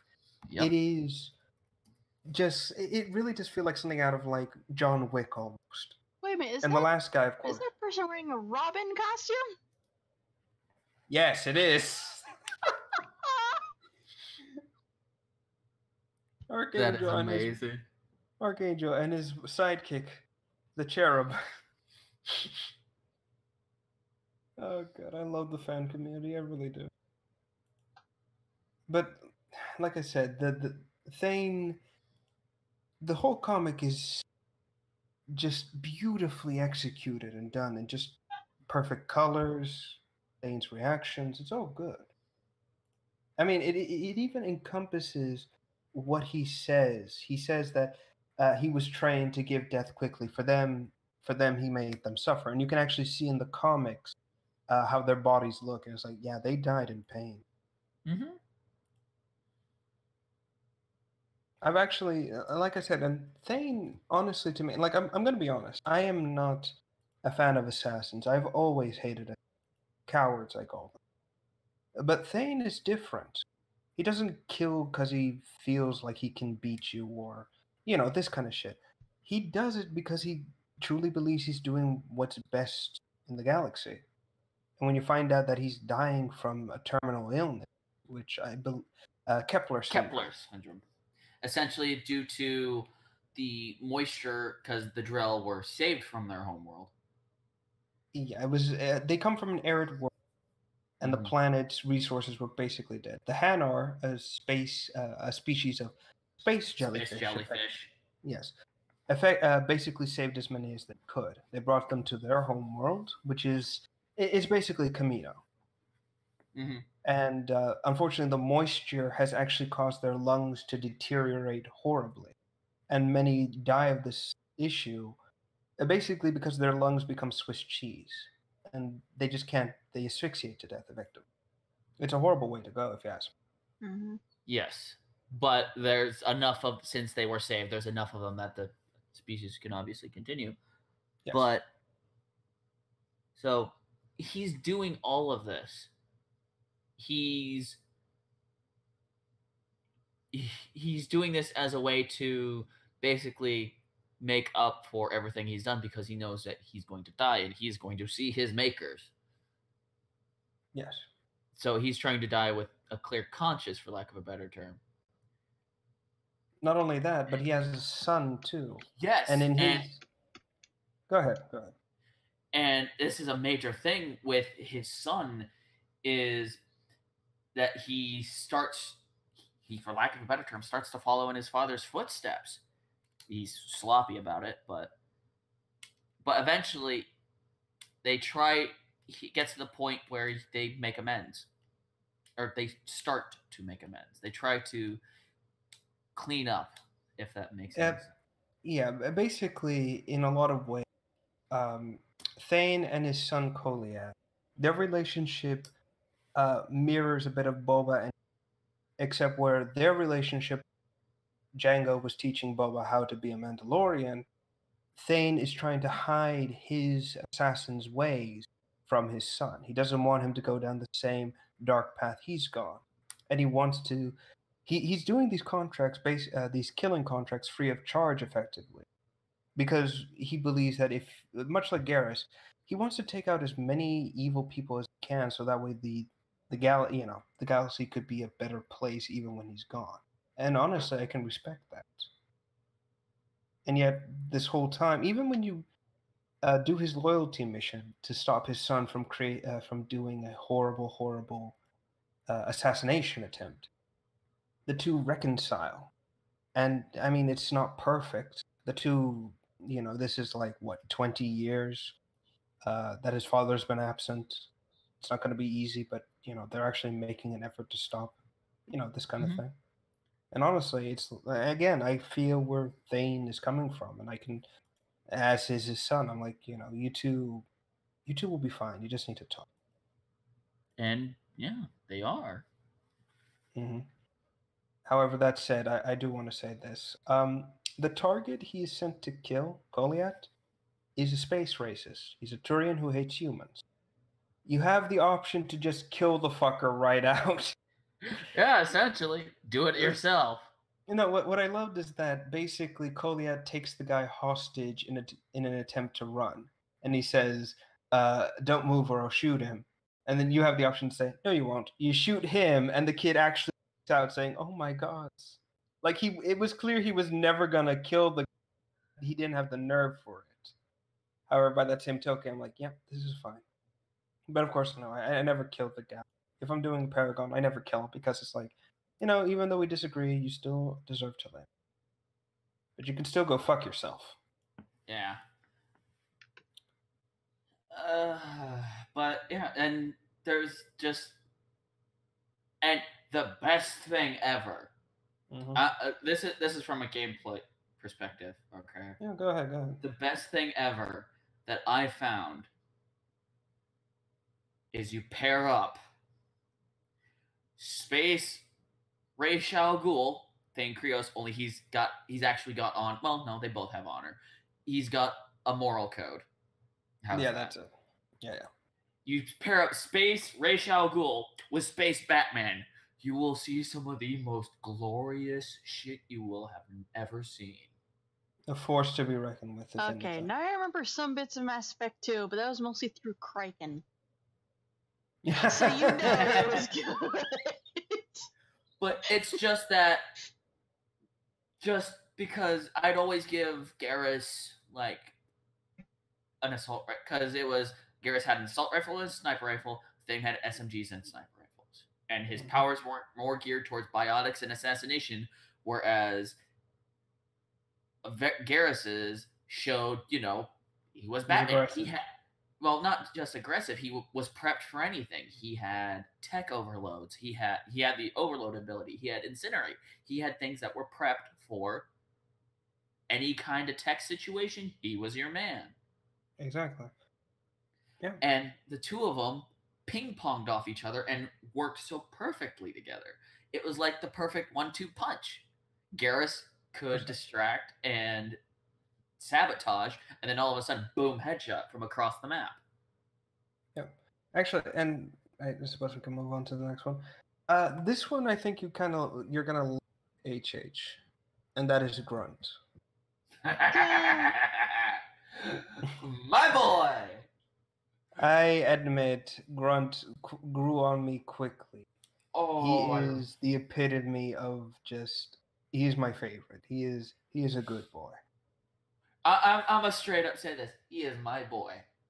Like, I mean, I love all the characters and so on and so forth, but he is the one character where I feel like, that's my boy.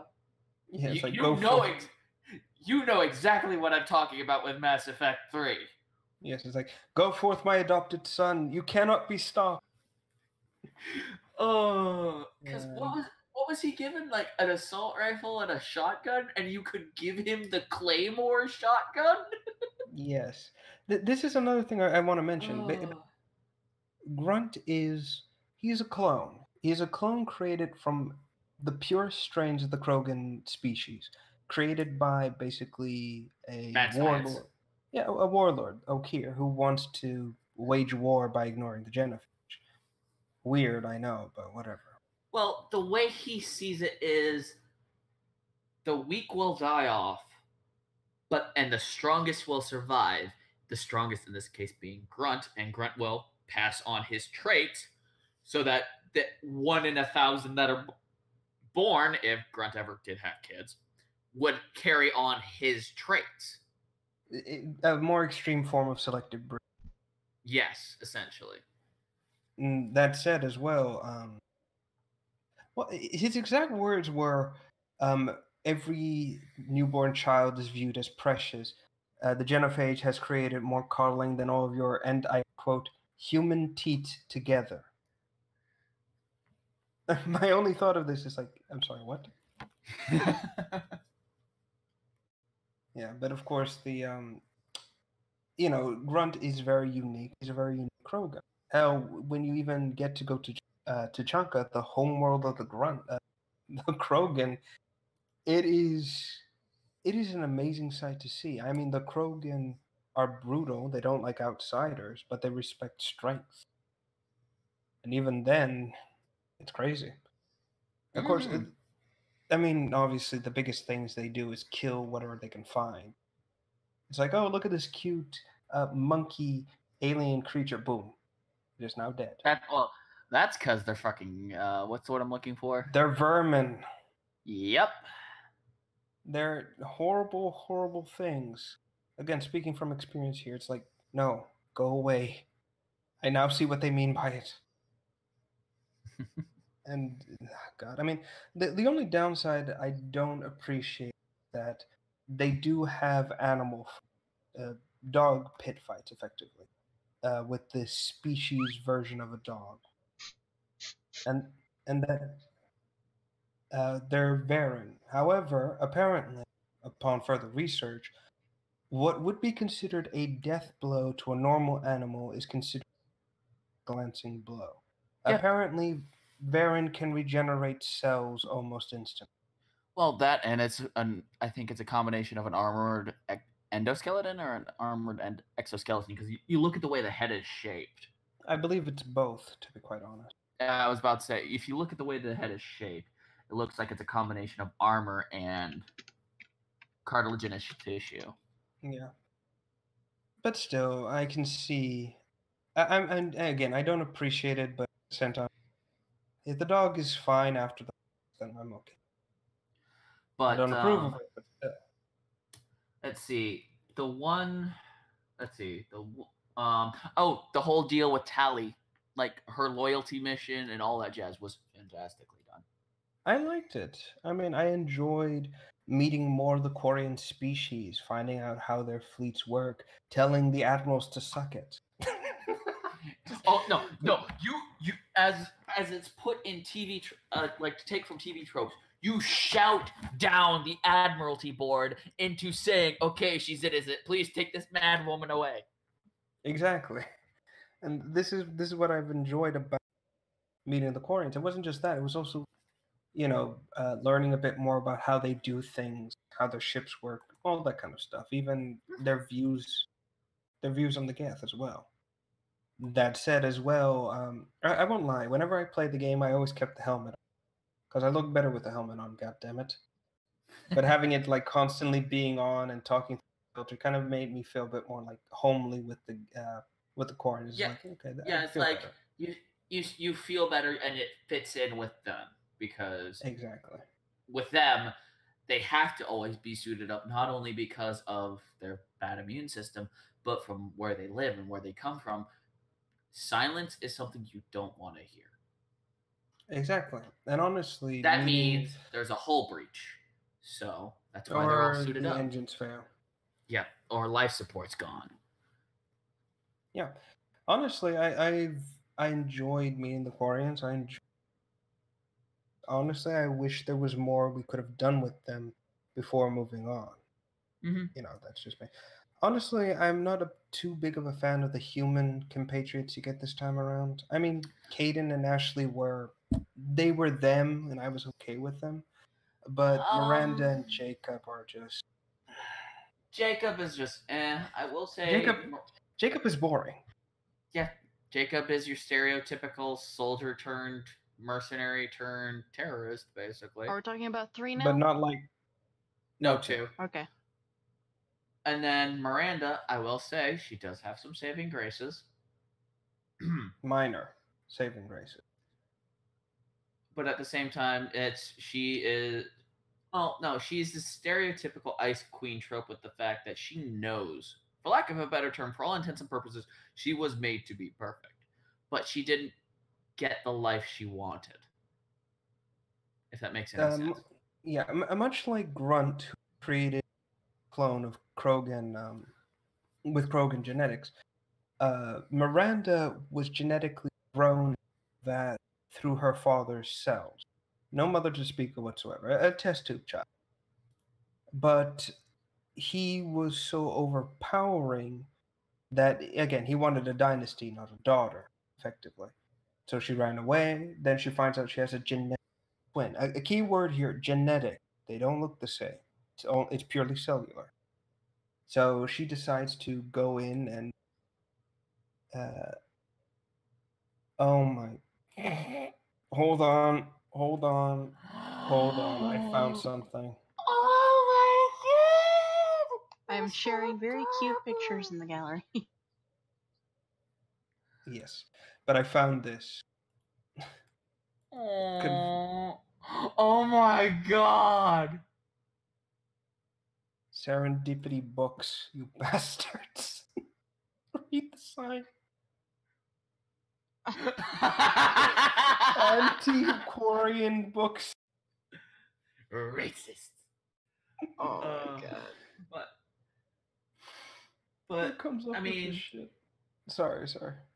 But yeah, she tries to make it. Well, she finds out she has this genetic twin, and she's trying to keep her safe. Yeah, to keep her from her father. Yes. And but of course, it works for the longest time. It's just that shit hits the fan eventually. Yeah, but basically speaking, it's, again, to quote, he mentions that Miranda has to step out of the comfort that is cold political bureaucracy, for lack of a better term, and step into the messy world of emotion. You know, learning to trust. Go on. And I will say this: it's actually pretty interesting to see. Like, she actually develops as a character, whereas Jacob's just okay. He's boring as shit. Yeah. Again, we're kind of skipping over Jacob's whole deal because it's very boring. Mm-hmm. And honestly, it would be just a waste of time to talk about it. So we're not. And away we go. Yeah. I mean, and then you got the 2 DLC characters, Kasumi and Zaid.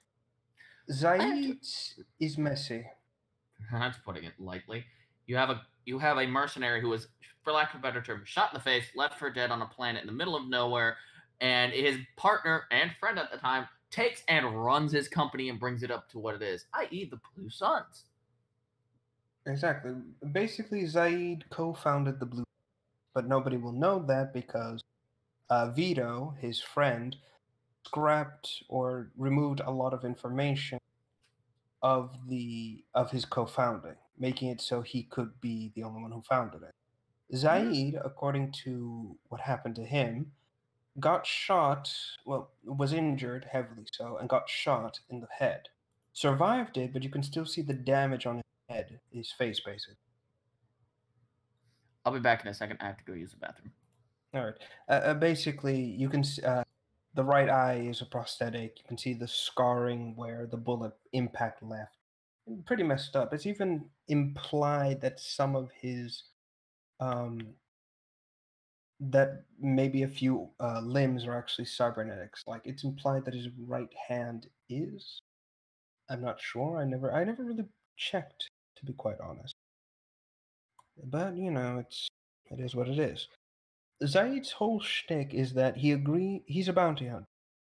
He hunts, and he basically hunts for anyone who's willing to pay him, even going so far to, when you meet him, he brings up something along the lines of, sorry, he actually has a bounty Batarian, and when you ask him about it, he basically says, "Oh, just some this guy pissed off someone he shouldn't have, and I was even hired into for my bring him in alive rates, no, implying that he pays high. He basically charges more for bringing people in alive than his whole quest revolves around getting revenge, discovering the Blue Suns are operating out of an oil refinery on Zyle, some weird planet, a tropical planet. And Vidu attempts to trap them, but Zaid, acting against your orders, basically rushes over, destroys a gas valve, and causes an explosion, which in turn will cause the entire place to explode and kill all the miners trapped inside. The miners who the Blue Suns basically enslaved. And this is where the second biggest dilemma for you will come in. Do you do Zaid's loyalty mission and make sure he can get revenge on the man who destroyed his life, or do you do the right thing and save the miners while letting the guy that Zaid has basically been tracking for about 40 or so years escape? Again, it's a very impressive thing. And Zaid, when he gets injured, pinned down, you basically have the option to either let him refinery, telling him, I don't need a hothead like you doing this shit, or you let him come with you and tell him, now focus and step in line, be left behind. Other than that, he's mostly just, he's basically your stereotypical badass. The comic that kind of shows him, shows what he's doing before Mass Effect 2, or one of the various jobs. Basically hiring three other bounty hunters to work with him to bring down an Turian vessel and steal it for the Shadow Broker. Goes south really fast, apparently, because the Asari of the group betrays them all because she wants to be the only one to get sole credit for the. He escapes as the only survivor, and the cruiser just basically planet. So no bounty and no loot. Yep. That blows goats. That's the story of my life in a nutshell. Overall, I actually did like Zaid. I'm a sucker for the hard ass bounty hunter. I always am. Honestly, if I could squint my eyes or tune my ears, I could just imagine. It's like, okay, and now we're dealing with a Mandalorian.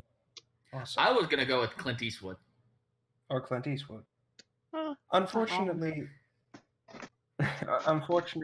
however, his voice actor did pass away, which is sad. Yeah. Rest in peace, buddy. Yes. Robert Sachs, I believe. Yep. What else? And Kasumi. Oh, Kasumi. Yeah. Again, Kasumi is interesting. That whole mission. Oh, go ahead. She's a Japanese woman with a penchant for kleptomania. Japanese woman with a penchant for kleptomania, stealth skills, and a very nasty flashbang. And apparently bad taste in men. Oh, I went there. Well, that's less bad taste in men in the case of what happened with Keiji. So I hate to cut this short, but we're reaching the 2 hour 30 mark. Oh, that's good. Shit. And you guys have been talking So- about Mass Effect 2 for maybe an hour, maybe half an hour. All right. Well, we'll All wrap right, this we'll up. get with on two. to. You'll wrap it up on 2, and you want to move on to 3 or Basically, just continue later? I'll wrap up the story. Basically, you assemble the team, you go through the Omega 4 relay, and you find yourself at the collector base, and you make a horrifying discovery. Well, 2, basically.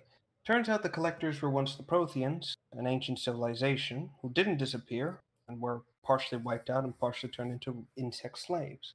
And the second one, the Reapers are melting down humans to turn them into organic putty and pumping them into a Reaper prototype. Apparently, the cycle isn't just to wipe out all sentient life for the next one to rise, but it also turns out it's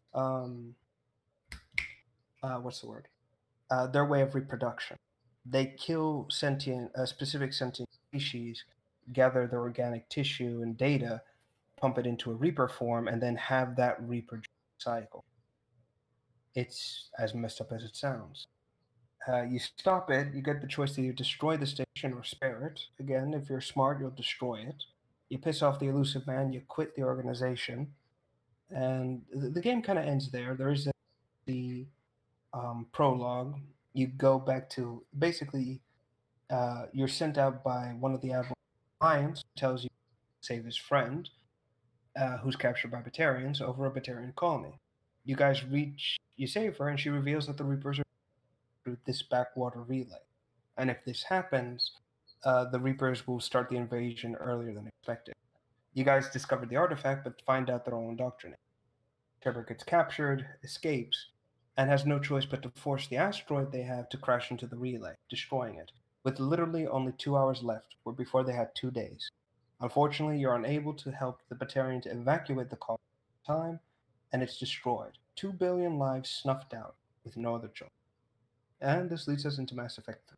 Now, Mass Effect 3, I know this one. I watched somebody do a playthrough from beginning to end. They keep, All right. I didn't. I liked the game, but at the same time, I didn't care for it. I'm just gonna say I'm actually gonna head out here. All right. I got work in the morning, so Yeah, peace out. took too long with Mass All right. Effect 2. Hey, totally worth it. Yeah. All right. Sleep Well. well, man. Sleep well. See you later, folks. Bye. But All right. So you were saying? with the Mass Effect 3 playthrough that I watched, it was Yogg's cast Hannah. They cured the Oh, okay. Krogans. They sided with the Geth. They destroyed it. I think they lost Jack in this one. Yeah, they lost Jack. And they got what was the other choice? I don't remember. They tried to help the Asari. Like, that's something that haunts me. But, like, the fight with alongside the Asari people, just, oh my god, that was horrifying. But I've seen the playthrough. Again, I like the game. I'm glad that, like, we finally have an end to this. Like, technically, we have an end to this, and our choices have gone on to this. I just didn't care for it. Yeah, because again, you're kind of jumping in. Not a lot has the impact. Yeah. That's fine. That's fine. Personally, 3 was a very interesting game. It culminates with the galaxies at stake, and it does feel like it. You see how easily the Reapers are just decimating everything without even trying. It's shocking, it's horrifying, and yet it's beautiful. It's destruction. The delicious liver lady can just go to hell. Yeah, the Delatras. It's like, yes, we can offer you things if you let the Krogan die. That's another reason why I don't like those people. They try to play God with other races.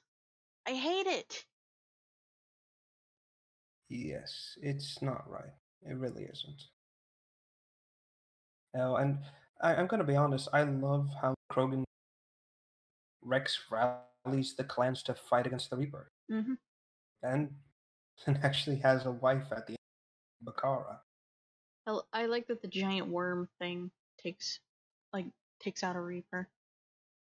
That was crazy. I saw that, and my immediate thought was, okay, let's draw them all here. We can end the war right now. Yeah. It's like, come on, I don't see a better plan. Actually, Edie, the robot, will actually mention that it's rare to see an organically inferior creature beat a technologically superior creature. And she even mentions that she's a little scared by that notion. Oh god, it's like in the background. I was watching the second video from Kraken from Mass Effect 2, and I know what's being said by Edie. I tried so hard not to laugh at it, but she's weird, but you love her. You just can't help but love her. Exactly. I love the sight of humans on their knees. What? It's like, you bitch. Nah. Nah, and honestly, like Liam was saying before, what happens to Morden, it's quite tragic, really. Yeah.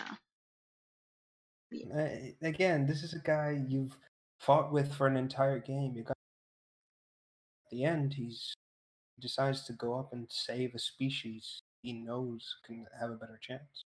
Like it's also the fact that like everybody says it in 3. The Krogans are like a very, very, very useful race for fighting Reapers. They're very crucial for the fight. But you're stuck with a choice of either cure the Krogans to get their support, this amazing race that'll help us to fight the Reapers, or side with the people that doomed them. In the first place. Mm-hmm. That annoyingly played God. Mm-hmm. The other thing I also enjoyed about just seeing the entire Tuchanka arc come to an end was it wasn't just fighting with the Krogan, it was also seeing, again, Grunt being a badass and surviving it. And it's like, yes, you are truly my best son. It's amazing. And of course, just witnessing it all happen, truly amazing. Hell, I even like, even though I despise the species, their home, the Solarian homeworld. Yeah. Even though I hate the species, I like how I could see myself setting up a summer home here. Just eating delicious liver. Just a whole box of liver right next. Oh god, I don't think anybody's gonna understand that though. But yes. A thing I did like about Mass Effect 3 is that every time you went to help a different race and the Reapers show up, you got to see what the Reaper variant was. You got to see just how different each one was, and how like with the Turians, it's shocking to see that like the Reaper variant of them are these huge hulking things. But when you look at the Turian, they're not that big. Well, actually, the brutes are a combination of 2 species, Krogan and Turian. And like, yeah, that's why you don't. With the Asari, dear gods, that thing is creepy. Gaunt and disturbing. The worst part, like, you hear like what, like you hear about like the type of Asari that are there. They're people that are not able to be in a physical relationship with anybody because it'll kill their partner or possibly themselves. So like, yes, if it's too strong. Yeah, like the Reapers knew to go after, I guess you'd say, the rejects of the people, even though they're not really rejected. On a technical scale, I mean, they're infertile, so yeah. I guess genetically rejected. But we see all these variants to the Reapers, like even when we get get the flashbacks. We see a variant there as well, and you don't see them now, like in the current the current situation.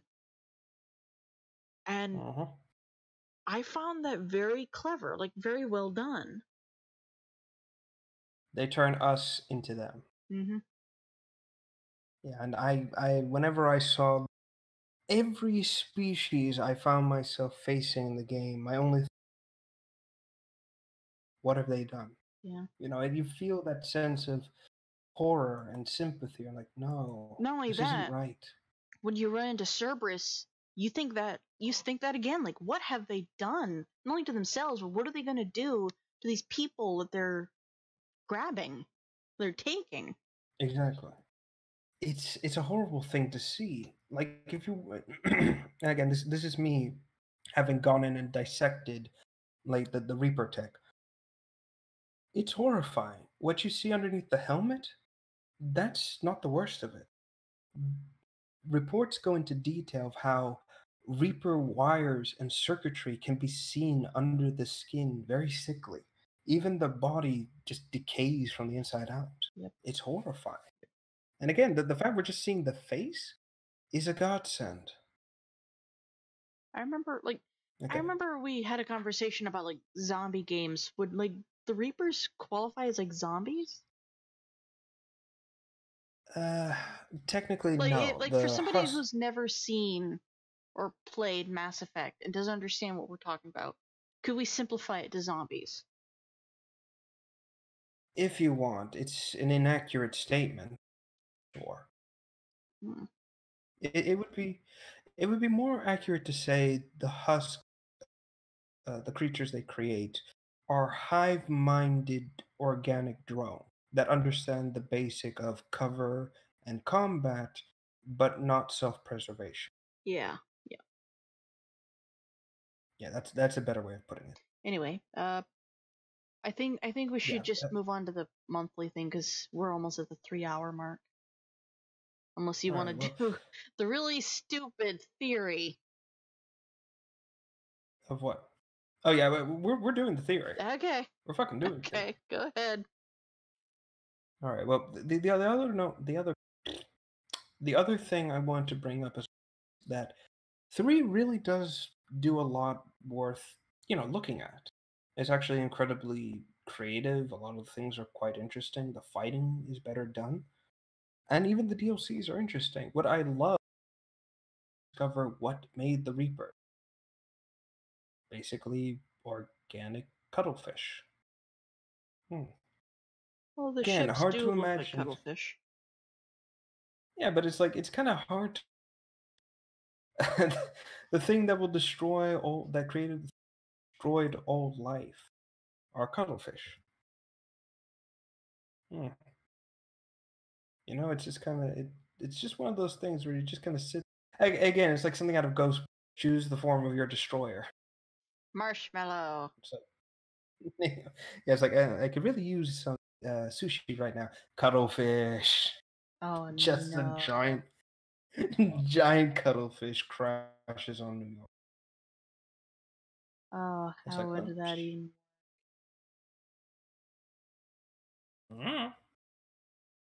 New York just floods. I don't know. Oh, hold on. I think your audio died. No, it didn't. What? Oh, there we go. No, it's just like Yeah, I'm I not don't know. It talking. was That's weird. why. No, something weird just happened. Never mind. Ah. Anyways, so we meet the species.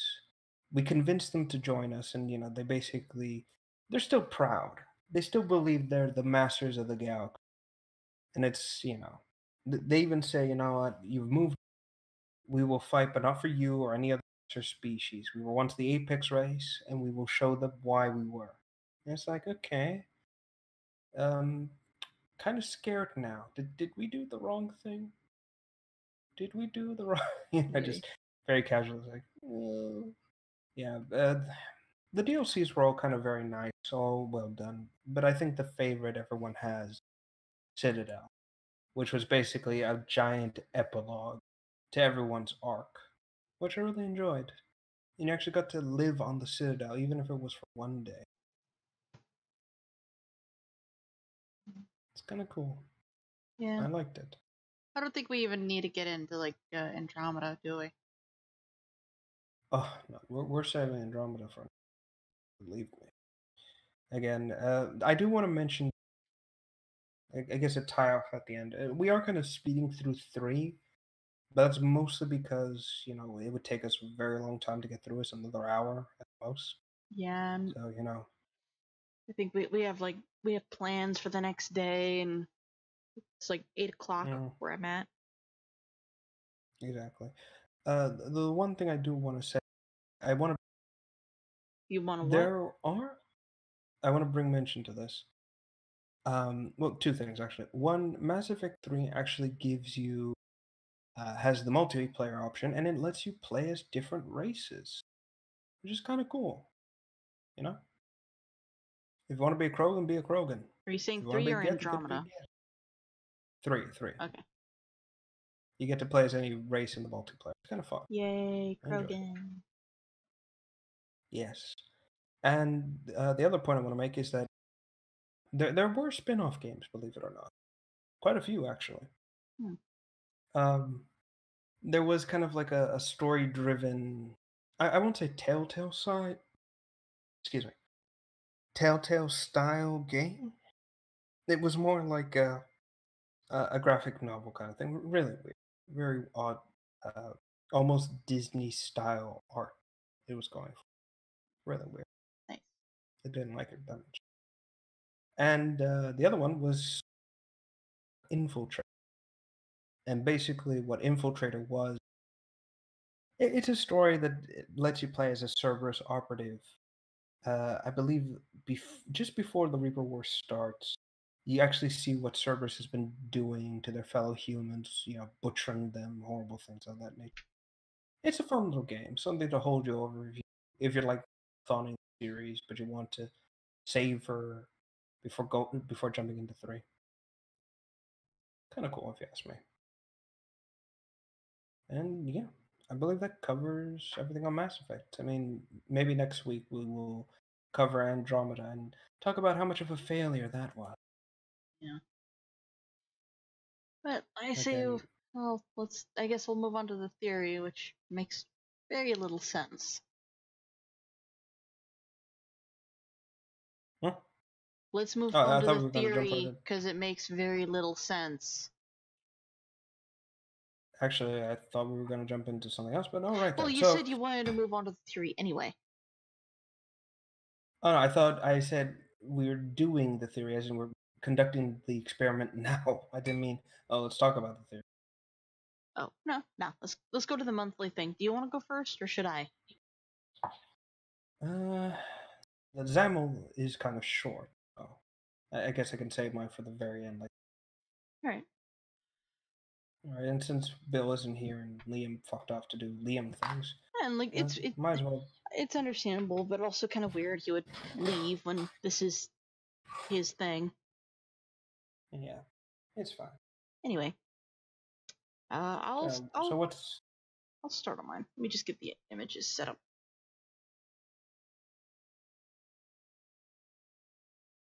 Ew, disappear. There we go.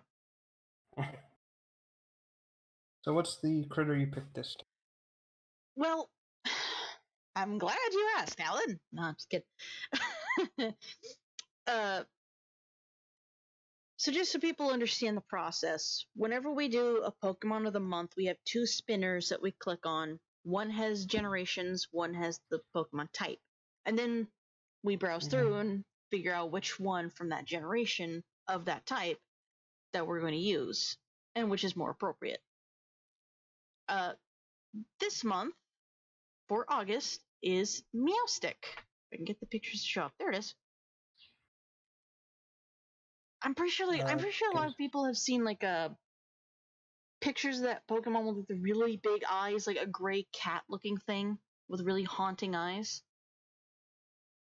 I believe it's called Esper. Oh, these things. How do you spell it? Meowstick or Esper? Meowstick. Meow, STIC. Quite literally Meowstick. Oh, stick. Like meow. It's like It it's is. quite literally describes it as like a meow and a mystic. I see. Okay, I see the. Yeah, I see what you're talking about. So when Pokemon X and Y came out, there was a Pokemon that everybody latched onto. Esper, that little gray cat with the haunting wide eyes and folded ears. Meowstick is the next evolution. The one with the curled tails and curled ears is the female. Yeah. And the one with the fluffy tail is the male. And he looks exactly like the shiny one would. The blue is replaced by the same shade of yellow. I see. We have like I try to mention this to Bill, like what utility would these things have? And I really couldn't think of anything. Unfortunately, like we just picked the Pokemon of the month not long before the stream started. Yeah, again, a slight mess up. Yeah, because I forgot. We both forgot. Yes. So it was very quick.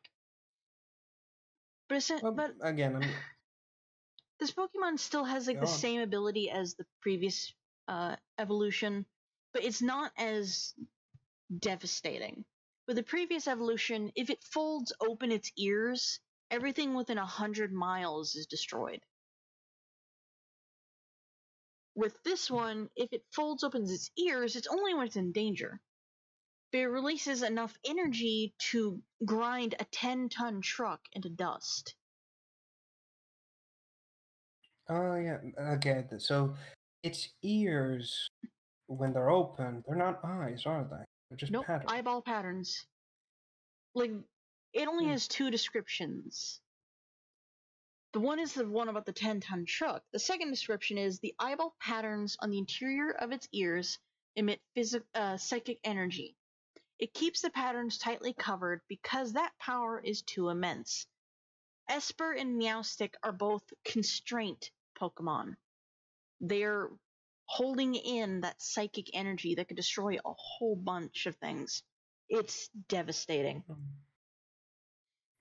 This sounds more like an attempt at a weapon more than natural evolution. A lot of these Pokemon descriptions are rather terrifying when you really read them. Like the balloon Pokemon. Apparently, it Oh, yeah. grabs unsuspecting kids and floats away with them. Not to mention the pumpkins and the trees. Ugh, those ones are weird. Well, this is the thing. Again, this is what makes me believe this was someone's attempt at weaponization got loose. There is no reason a creature this small would have such an immense power unless it was in constant danger in the wild, anything of that nature. Again, this sounds to me like someone out there decided to build artificial, going with the whole Mewtwo thing, artificially create a new Pokemon type just to be used as some sort of weapon, living weapons. But unfortunately, it got reproduced like crazy, and now we have these things. Well, you say that, but apparently when it comes to Pokemon, they live for combat. So they are in danger all the time because they want to fight each other. They want to kick each other's asses. That's all they want to do. So when you see like a Charizard in the wild, it has fought and fought for so long that it has evolved on its own. So when an Esper opening its ears because it's in danger, that's not all that shocking. In the wild here, like when an animal is in danger, they do what they can, even if it means destroying a whole bunch of things. Whether it be furniture or a tree or a rock. Also true. Now, obviously, I have the stats here. It's got amazing speed, very poor attack. It's got pretty good health. Oh, that's actually the highest stat right there for max. You mentioned what was it? You mentioned what this thing would have you tell. Like, the previous Pokemon, Muna, which was that little adorable little pig with the smoke coming out of its nose. That one would be used like very helpful for people with insomnia issues, like night terrors and stuff like that. Yeah, the Baku. Yeah, I haven't been able to figure anything out with Meowstick right now. I know that in the anime, Esper is a great little companion. Like it's very nice to have as a companion, because in the anime, Esper lives with an elderly woman, and she knew she was going to die, so she sent Esper out to pick flowers so he wouldn't be there when she passed away. Interesting. Yeah, they seem, so you would say more along the some sort of, again, companion pet of sort. They are still very much a cat. One that can actually stand on its hind legs. And like when you read their hidden ability, it kind of makes sense. The male, their hidden ability is prankster. And also their Japanese name makes sense too. But with the female, their hidden ability is competitive. That definitely sounds like a cat. I can tell you more than enough times my cat has almost made me drop really hot coffee on her head because she weaves through my legs. Interesting. So I guess these guys would be best as like companion animals, someone to be there with you. And them being psychic, like their abilities are usually directed towards the mind, allowing you to sleep. Ugh, that's terrifying.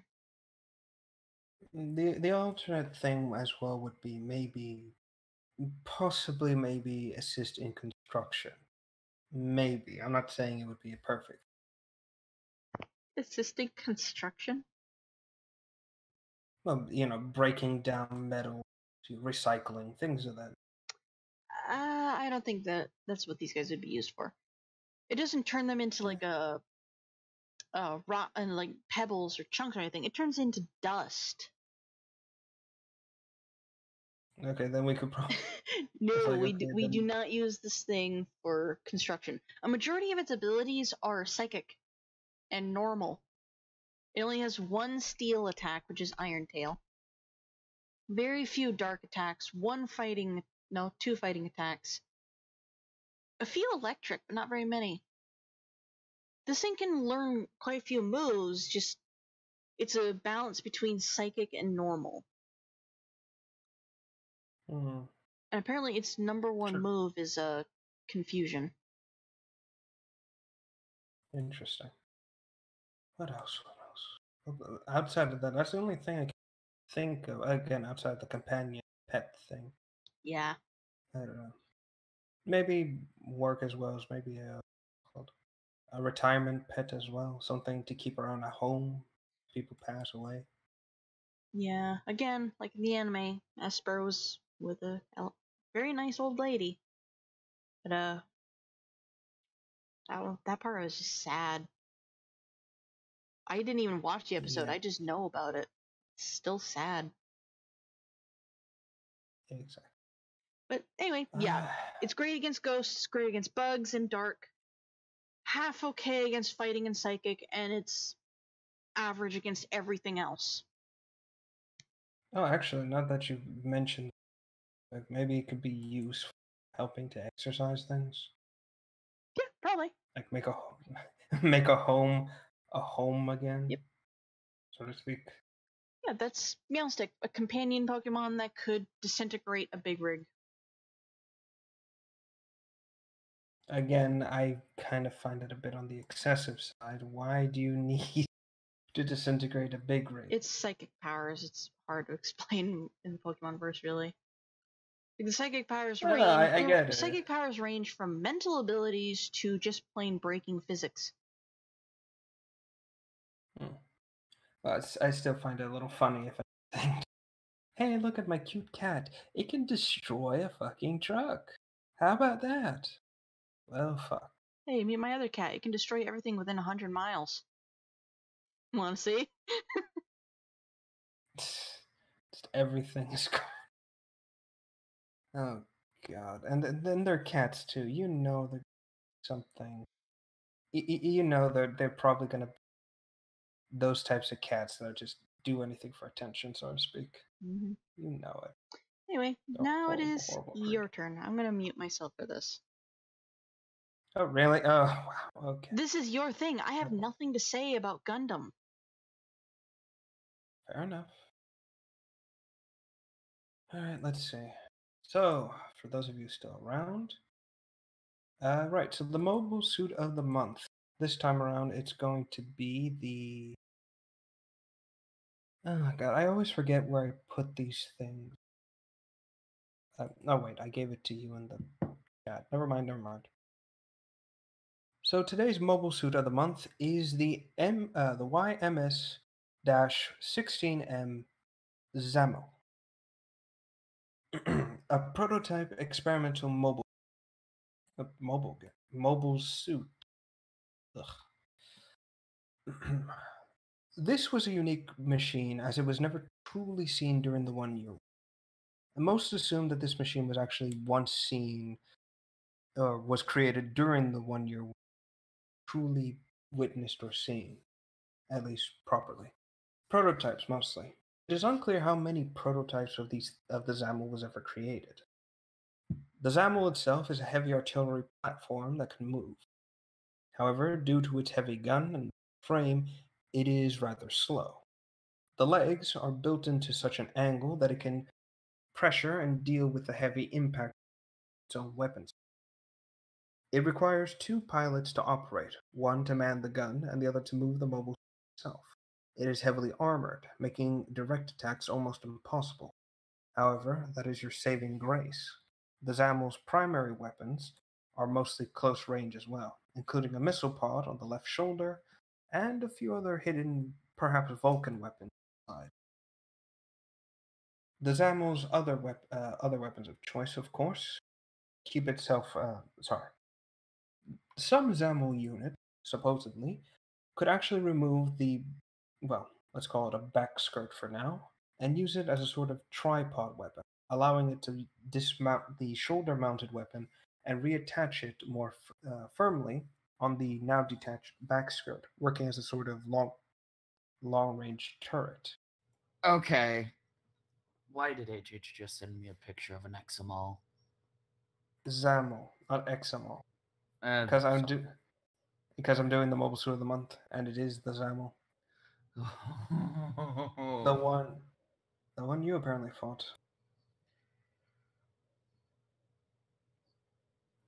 Oh, I've got a story about this one.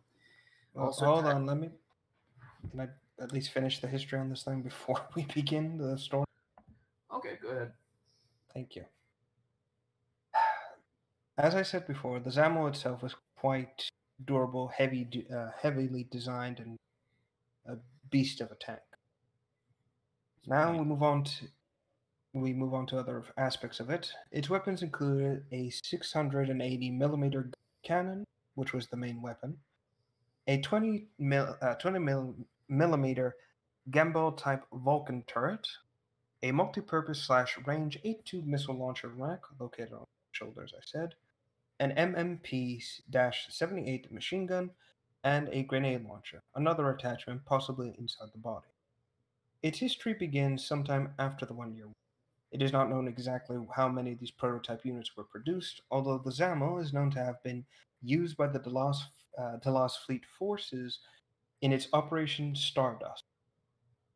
The theft of a prototype RX-78 GPA-A2, 02A Gundam Physalis, aka the Gundam with nuclear platform capabilities, from the Earth Federation Force Circa Universal Century 0083, a full 4 years, roughly 4 years, after the 1 year war, inflicting severe range damage to the Torin base in Australia, where both the Physalis and the other Gundam prototype, along with several captured Zaku units, were being fielded and tested against one another.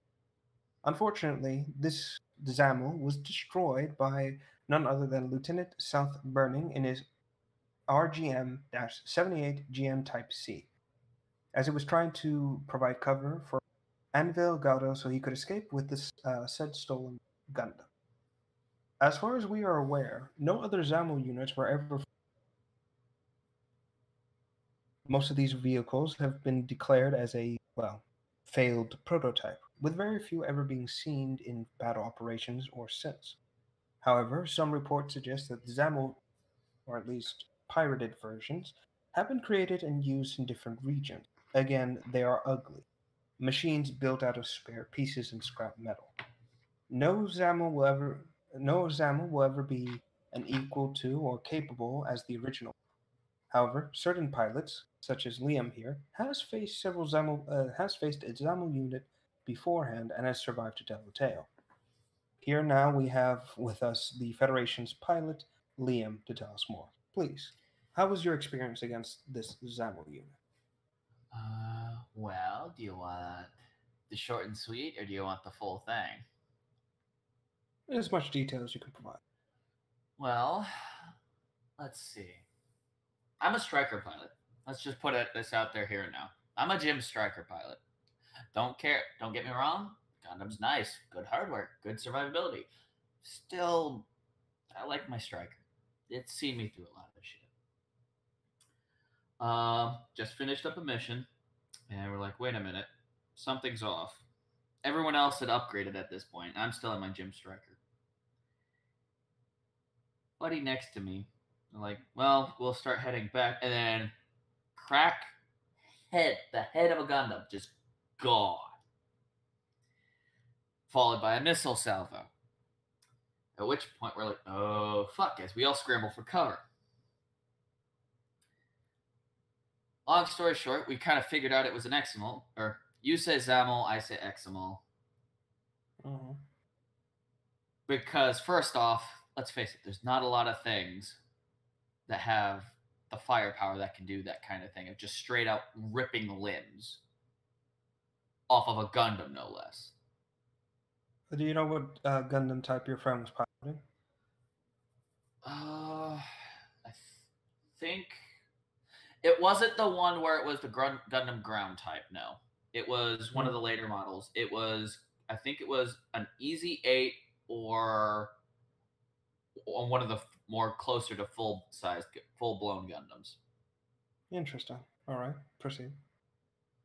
And yes, HH, that is a striker, but you're missing a very important thing to the picture, the saber staff. But yeah, his head's just gone. There you go, HH. But what ends up happening is it's like, okay, I can keep him distracted. Y'all get to evac. We'll get this sorted out. All You're right. crazy, right? No, this is my shtick. This is what I do. And what ends up happening is me and my striker, I tweak the engines a little bit, get a little bit more speed out of them. Not that good on the duration, but hey, cover hopping is a thing.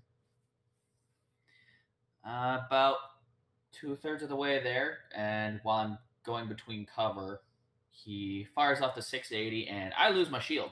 Not just the shield, but the arm with it. Got lucky, really.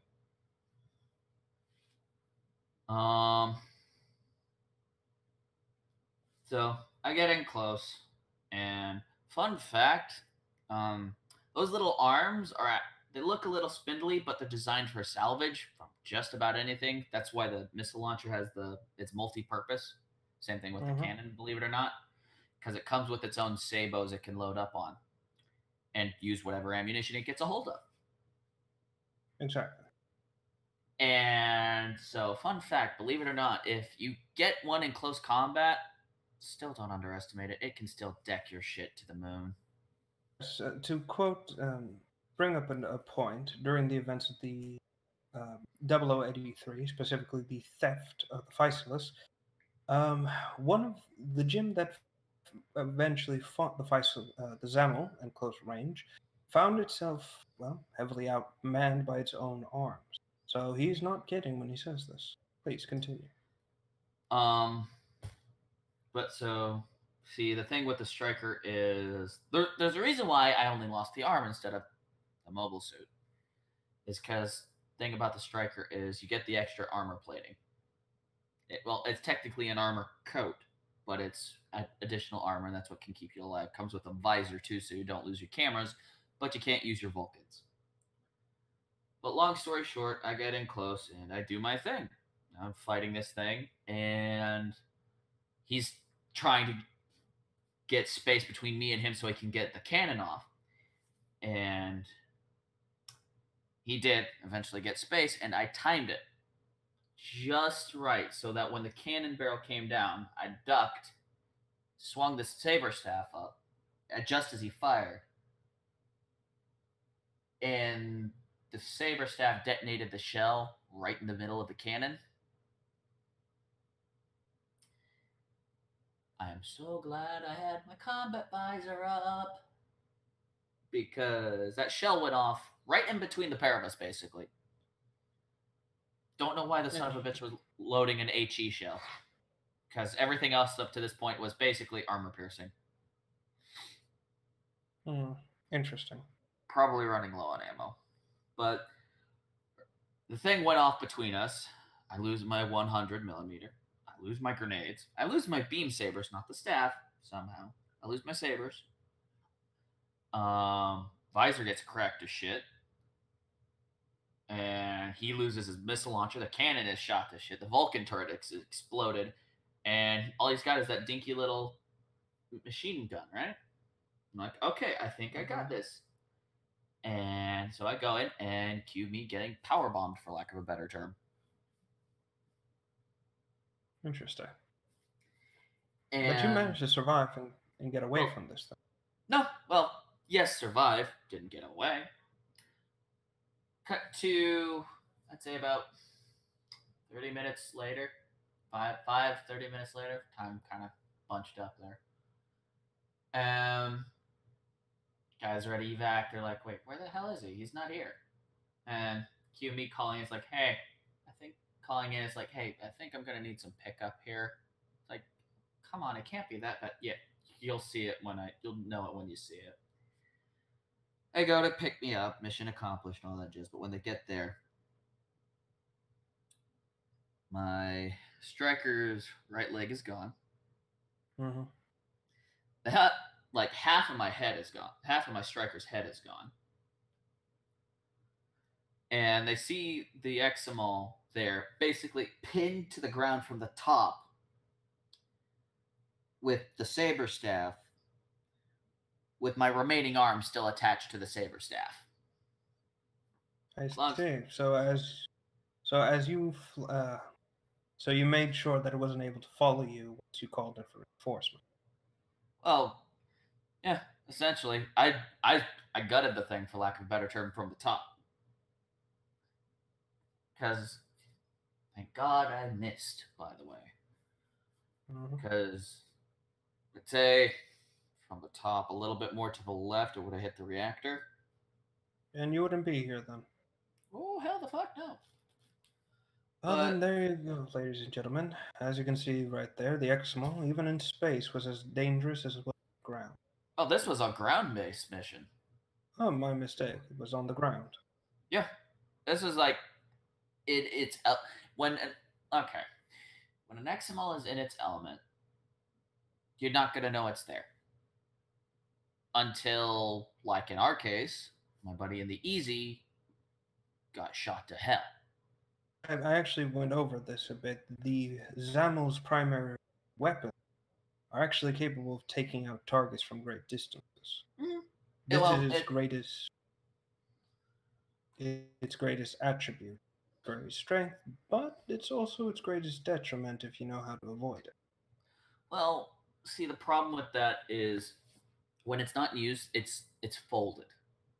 It's the sheer size of the cannon is what prevents it from being rapidly deployed and used. That's why I was able to get in close enough, and when I made my swing, that's why I'm still here, for lack of a better term, because I took out its main weapon.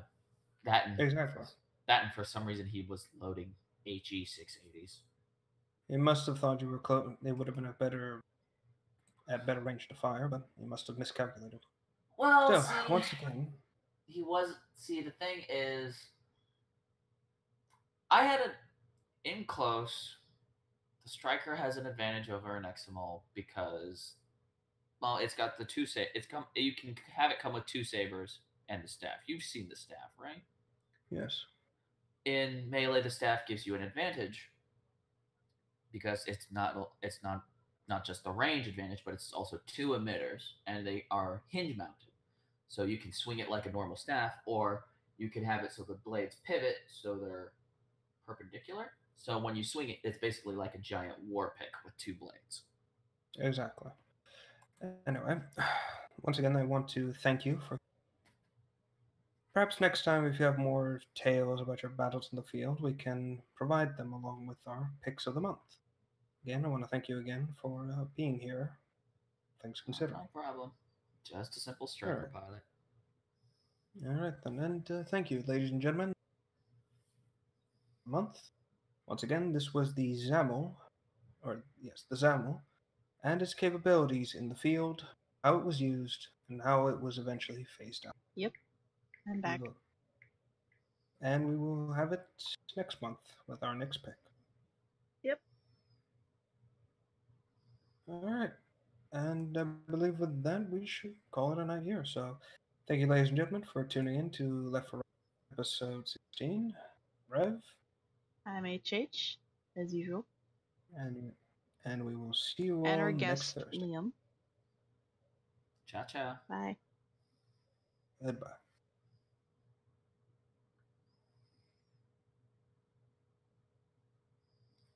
I'll hang up.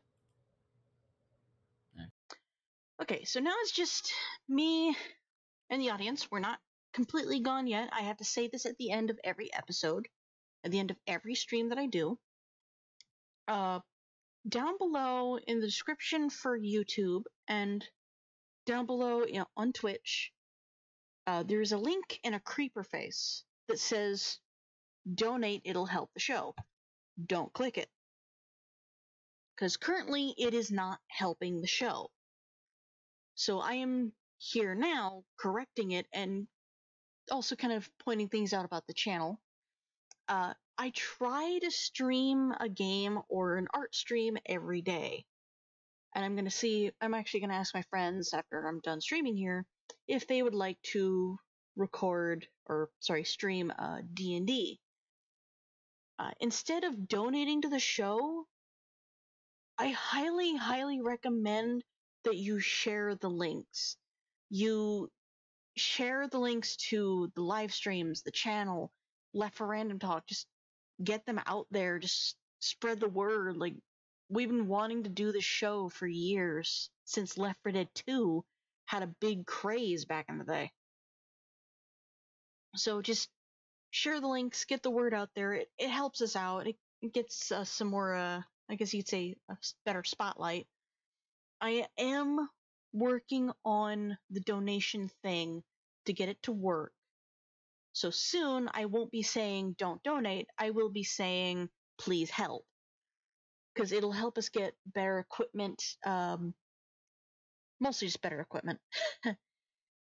And it'll help us with our situations because we have lives to live. We have jobs to do.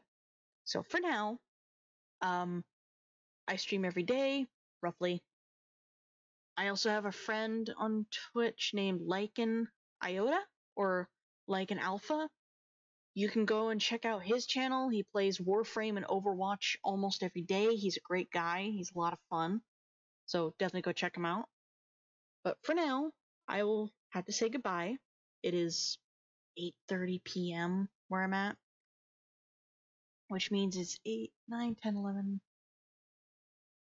Yeah, it's like 11 o'clock where Rev is right now. He's over on the East Coast.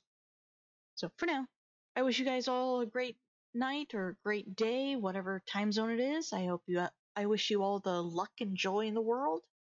And I will see you later.